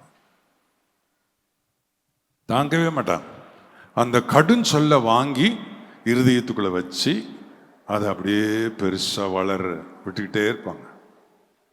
டேபிளில் சாப்பாடு இருக்கும், பரிமாற வரமாட்டாங்க. கூப்பிட்டா என்ன, இவர் பேசிட்டு இவர் சொன்ன வார்த்தையை மறந்துட்டார். இவர் என்ன ஒரு மாதிரி இருக்கிற, பதில் சொல்ல மாட்டாங்க. 10 நாளாச்சு உம்முன்னு நடக்குது, 15 நாள் ஆச்சு இப்படியே நடக்குது. ஒரு நாள் நிற்க வச்சு, ஆமா ஏன் இப்படி இருக்கிற, ஏன் இப்படி இருக்குன்னு உங்களுக்கு தெரியாதா அப்படின்னு போயிடுவான். ஒற்றுமையே இருக்காதுங்க, ஒரு மனமே இவங்களுக்குள்ள இருக்காது. இப்படி நிறைய குடும்பங்கள்ல இருக்குது. ஒரு வார்த்தை, நான் என்னுடைய மனைவி கிட்ட கேட்டேன், புருஷன்மார்கிட்ட நீங்க அதிகமா விரும்புறது என்னன்னு கேட்டேன். என் மனைவி சொன்னா, செல்லம்மா கூப்பிடணும்னு விரும்புவாங்க. செல்லம்மானா இப்படி அப்படி கேட்டேன் நான். அப்போ சொன்னா, நீங்க சாந்தி அம்மான்னு சொல்லாதீங்க, சாந்திமான்னு சொல்லுங்க, சாந்திமான்னு கூப்பிடுங்க, அது எனக்கு ரொம்ப விருப்பம். எனக்கு மட்டும் இல்லை, எல்லா மனைவி குளோரிமா என்ன அந்த மா போட்டு கூப்பிட்டு பாருங்க, எல்லாம் விருப்பமா இருக்கும். ஓஹோ அப்படியா, என்னதான் நடந்தாலும் அந்த மா போட்டுட்டா எல்லா விஷயமும் போயிருமா. செல்லமா புருஷன் அழைக்கணும், கடினமான வார்த்தைகளை பேசி நோகடிக்க கூடாது அப்படின்னு சொன்னாங்க. என்னட்ட ஒரு ஊழியக்காரர் இருந்தார். அவர் பேர் ஊரெல்லாம் சொல்றது இல்லை, உங்களுக்கு தெரியுமா இருக்கும். அவருக்கு நான் பைபிள் காலேஜில் குடும்பமாக படிக்க வச்சு, அவருக்கு ஒரு ஸ்டேஷன் கொடுத்து, அவருக்கு சபையை ஆரம்பிக்க வச்சு எல்லா காரியங்களையும் செய்தேன் நான். அவர் என்ன பண்ணார் அப்படின்னு சொன்னால், ஒரு நாள் என்னை பார்க்கறதுக்கு வந்தார். ஒரு கடிதத்தை என் முன்னால் வச்சார். வச்சுட்டு சொன்னார், நான் போகிறேன் பாஸ்டர் அப்படின்னாரு. நான் கேட்டேன், என்னையா எங்கே போகிறேன், என்ன ஊழியத்தை விட்டே போகிறேன்னாரு. யோ, லட்சக்கணக்காக உனக்கு நான் செலவு பண்ணி ஊழியத்தை ஏற்படுத்தி கொடுத்துருக்குறேன், ஒரு கடிதத்தை எழுதி வச்சுட்டு போகிறேன்ற, உக்காரியா அப்படின்ட்டு அவர்கிட்ட கேட்டேன், என்ன விஷயம் அப்படின்னு. கடிதத்தில் எழுதியிருக்கிறேன், அது இருக்கட்டும் நீ சொல்லு அப்படின்னு. சாதாரண ஒரு விஷயம் தாங்க. இவர் காலையில் 6 மணிக்கு விசிட்டிங் போய் 11 மணிக்கு வீட்டுக்கு வந்திருக்கிறாரு. வீட்டுக்கு வந்தால், அங்கே சின்ன வீடு தான் அவங்க வீடு. அந்த வீட்டில் முன்னால் அவர் சோறு பொங்கின அந்த சோத்து பானை திறந்துருந்துச்சான். அவர் தன் மனைவியை என்னன்னு கூப்பிடுவார்னா ஏய்ன்னு கூப்பிடுவாராம், ஏய் அப்படின்னு. இப்போ கிறிஸ்தவ பேர்லேயே மலிஞ்சி கிடக்கிற பேர் எதுங்க? மேரி தானே. அந்த பேரை வச்சுக்கிடுவோம் அதில், என்ன ஏய் மேரி அப்படி கூப்பிடுவாராம். அது மாதிரி இவர் நின்று ஏய் மேரி, சோத்துப்பானை ஏண்டி திறந்திருக்குது அப்படின்னா. அப்போ அவ உள்ள இருந்த அவ சொன்னாலாம், சோத்துப்பானை திறந்துருந்தா என்ன, மூடி இருந்தா உமக்கு என்னையா, சாப்பாட்டு நேரத்துக்கு வந்து வயிறார சாப்பிடுவேரா அப்படின்னு. உடனே இவர் என்ன சொல்லியிருக்கானா, நான் என்ன கேட்டால் திமிரா பதில் சொல்கிறேன், பாஸ்டருங்க பிடிஹெச் படிச்சுட்டு வந்தார். அவன் என்ன சொன்ன, இதில் என்ன திமிர் இருக்கு அப்படின்ன உடனே இவர் கோவம் வந்துச்சு, போய் பலார்னு ஒரு அறை கொடுத்தாரு. அந்த அம்மா கீச்சின்னு ஒரு சத்தம் போடுச்சு பார்த்தீங்களா. பக்கத்தில் இருக்கிற விசுவாசிங்க ஒரு 4-5 பேர் ஓடி வந்துட்டாங்க. பாஸ்டர் அம்மாவுக்கு ஏதோ நடந்துருச்சு அப்படி கையும் களவுமா மாட்டிக்கிட்டார். வர்ற ஞாயிற்றுக்கிழமை அதே விசுவாசிகளுக்கு தானே இவர் பிரசங்கம் பண்ணணும்.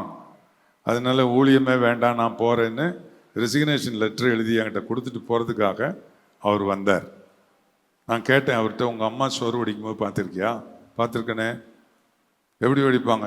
வடிப்பாங்க அப்படின்னா. நான் சொன்னேன், யாருமே சோறு அந்த காலத்தில் வடிக்கிற பழக்கம் இருந்துச்சு. சோறு வடித்தா மூடி வைக்க மாட்டாங்க, மூடியை பக்கத்தில் திறந்து வைப்பாங்க. அந்த ஆவியெல்லாம் மேலே போயிடணும்.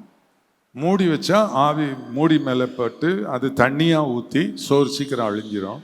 உங்களுக்கு தெரியாதா? ஆமாம் பாஸ்டர், எங்கள் அம்மா கூட அப்படித்தான் செய்வாங்க. அடா புத்திக்கட்ட மனுஷா, இதுக்கு போய் அடிப்பியா நீ? ஊழியக்காரன் குடும்பத்தில் நடக்கிற சம்பவம் பாருங்க. கர்த்தருக்கு மகிமை உண்டாகுதா? அப்போ நான் அந்த ஆளை கூப்பிட்டு நான் சொன்னேன், இப்போ அவர் சொல்கிறார், நான் என்ன செய்யறது பாஸ்டர், இப்படி தப்பு பண்ணிட்டேனே, தப்பு செய்யாத மனைவி அடிச்சு போட்டேனே, என்ன செய்யறது அப்படின்னார். அப்போ நான் அவருக்கு சொன்னேன், நான் சொல்கிறபடி செய்வியான்னு. சரி செய்கிறேன்னு. என் மனைவி சொல்லி கொடுத்த உத்தியை அவருக்கு சொல்லி கொடுத்தேன். உன் மனைவி என்னன்னு கூப்பிடுவேன்? ஏய் மேரின்னு கூப்பிடுவேன். என்ன ஏய்லாம் கூப்பிடாத, நீ நேரம் வந்தா காசுப்படி நல்ல பலகாரம் வாங்கிக்க, உன் மனைவி பொட்டலத்தை எடுத்துக்கிட்டு போ, வாசலில் நில்லு, உள்ளே போவாத, வாசலில் நின்று நீ என்ன சொல்லு? ஆமாம் மேரிமா அப்படி கூப்பிடு. ஏன்னா இது நடந்து 2 மணி நேரம் தான் ஆயிருக்கு. உடனே அவர் அதே மாதிரி போய் மேரிமான் இருக்கா, இவ உள்ள உட்காந்தவ. நான் சொல்லியிருந்தேன், ஒரு தடவை கூப்பிட்டு பதில் வரலன்னா 2வது தடவை கொஞ்சம் பொறுத்திருந்து கூப்பிடு அப்படின்னு. அவ என்னங்கன்ட்டான்னா அவ்வளோதான், ஓடி போயிரு உள்ள. பொட்டலத்தை கொடுத்துட்டு மன்னிச்சிருமா மன்னிச்சிருமா மன்னிச்சிருமான்னு சொல்லு அப்படின்னு சொல்லியிருந்தேன். இந்த மாதிரி ஒரு தடவை கூப்பிட்டுருக்காரு, பதில் இல்லை. என்ன இந்த மனுஷன் கோபமாக போனார், இப்படி என்னமோ சாந்தமாக வந்து கூப்பிடுறாரு அப்படின்னு யோசிச்சுக்கிட்டே இருக்கும்போது 2வது இவர் கூப்பிட்ட உடனே என்னங்கன்ட்டா. அவ்வளோதான், உளுந்தடிச்சு உள்ள ஓடி என்ன கட்டி பிடிச்சி ஓன்னு அழுது, தப்பு பண்ணிட்டேம்மா, தெரியாமல் அடிச்சிட்டேம்மா, என்னை மன்னிச்சிருமா, இனி ஒரு நாளும் செய்ய மாட்டேம்மான்னு அவ அழ, இவர் அழ. இன்றைக்கு நான் சமீபத்தில் தான் அவர் சர்ச்சை போய் டெடிகேட் பண்ணிட்டு வந்தேன்.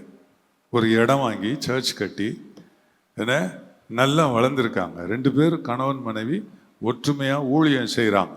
நான் உங்களுக்கு சொல்கிறத நீங்கள், நான் இந்த சொன்ன இதிலேருந்து நீங்கள் என்ன தெரிஞ்சுக்கிட்டீங்க அப்படின்றத நீங்கள் உங்களுடைய லைஃப்பில் ப்ராக்டிஸ் பண்ணணும். பலவீனம் ஒரு சொல் தாங்க மாட்டாங்க. கடினமான ஒரு சொல்லியிருப்பீங்க, சொல்லிட்டு நீங்கள் மறந்துருப்பீங்க. ஆனால் அவள் மறக்க மாட்டாள், மனசுக்குள்ளேயே வச்சுருப்பா. 10 வருஷம் ஆனால் கூட அது உள்ளவே இருக்கும். நீங்கள் இப்படி உங்களுடைய வாழ்க்கையில் சரி பண்ணுவதற்குரிய உத்திகளை கையாண்டு கணவனும் மனைவியும் ஒற்றுமையாக இருந்து கர்த்தருடைய நாமத்தை மகிமைப்படுத்த ஆண்டவர் உங்களை அழைக்கிறார். இது மாதிரி சம்பவங்கள் நிறையவற்றை சொல்ல முடியும். நான் சொன்ன ஒரு போதனைக்கு நிறைய சாட்சிகளை உங்களுக்கு நான் சொல்லியிருக்கிறேன். நீங்கள் ஒற்றுமையாக இருக்கிறதுக்கு, அன்பாக இருக்கிறதுக்கு, ஒருத்தர் மன்னிக்கிறதுக்கு, ஒருத்தர் பேரில் ஒருத்தருக்கு சந்தேகம் வராமல் இருக்கிறதுக்கு, நீங்கள் ஒற்றுமையாக இருக்கிறதுக்கு கர்த்தர் உங்களோட பேசியிருக்கிறார். இதை நீங்கள் செய்தீங்கன்னா உங்கள் குடும்பம் நல்லா இருக்கும், உங்கள் ஊழியம் நல்லா இருக்கும். அதுக்கு பிறகு பாருங்கள், உங்கள் ஊழியம் வளரும். நீங்கள் 2 பேரும் சேர்ந்து ஜெபிக்கிறது, நீங்கள் சபை வளர்றதை நீங்கள் பார்ப்பீங்க. நிச்சயமாக கர்த்தர் உங்களுக்கு வரங்களை கொடுப்பார், உங்களை எடுத்து வல்லமையாக உபயோகப்படுத்துவார். கர்த்தருக்கு மகிமை உண்டாவதாக.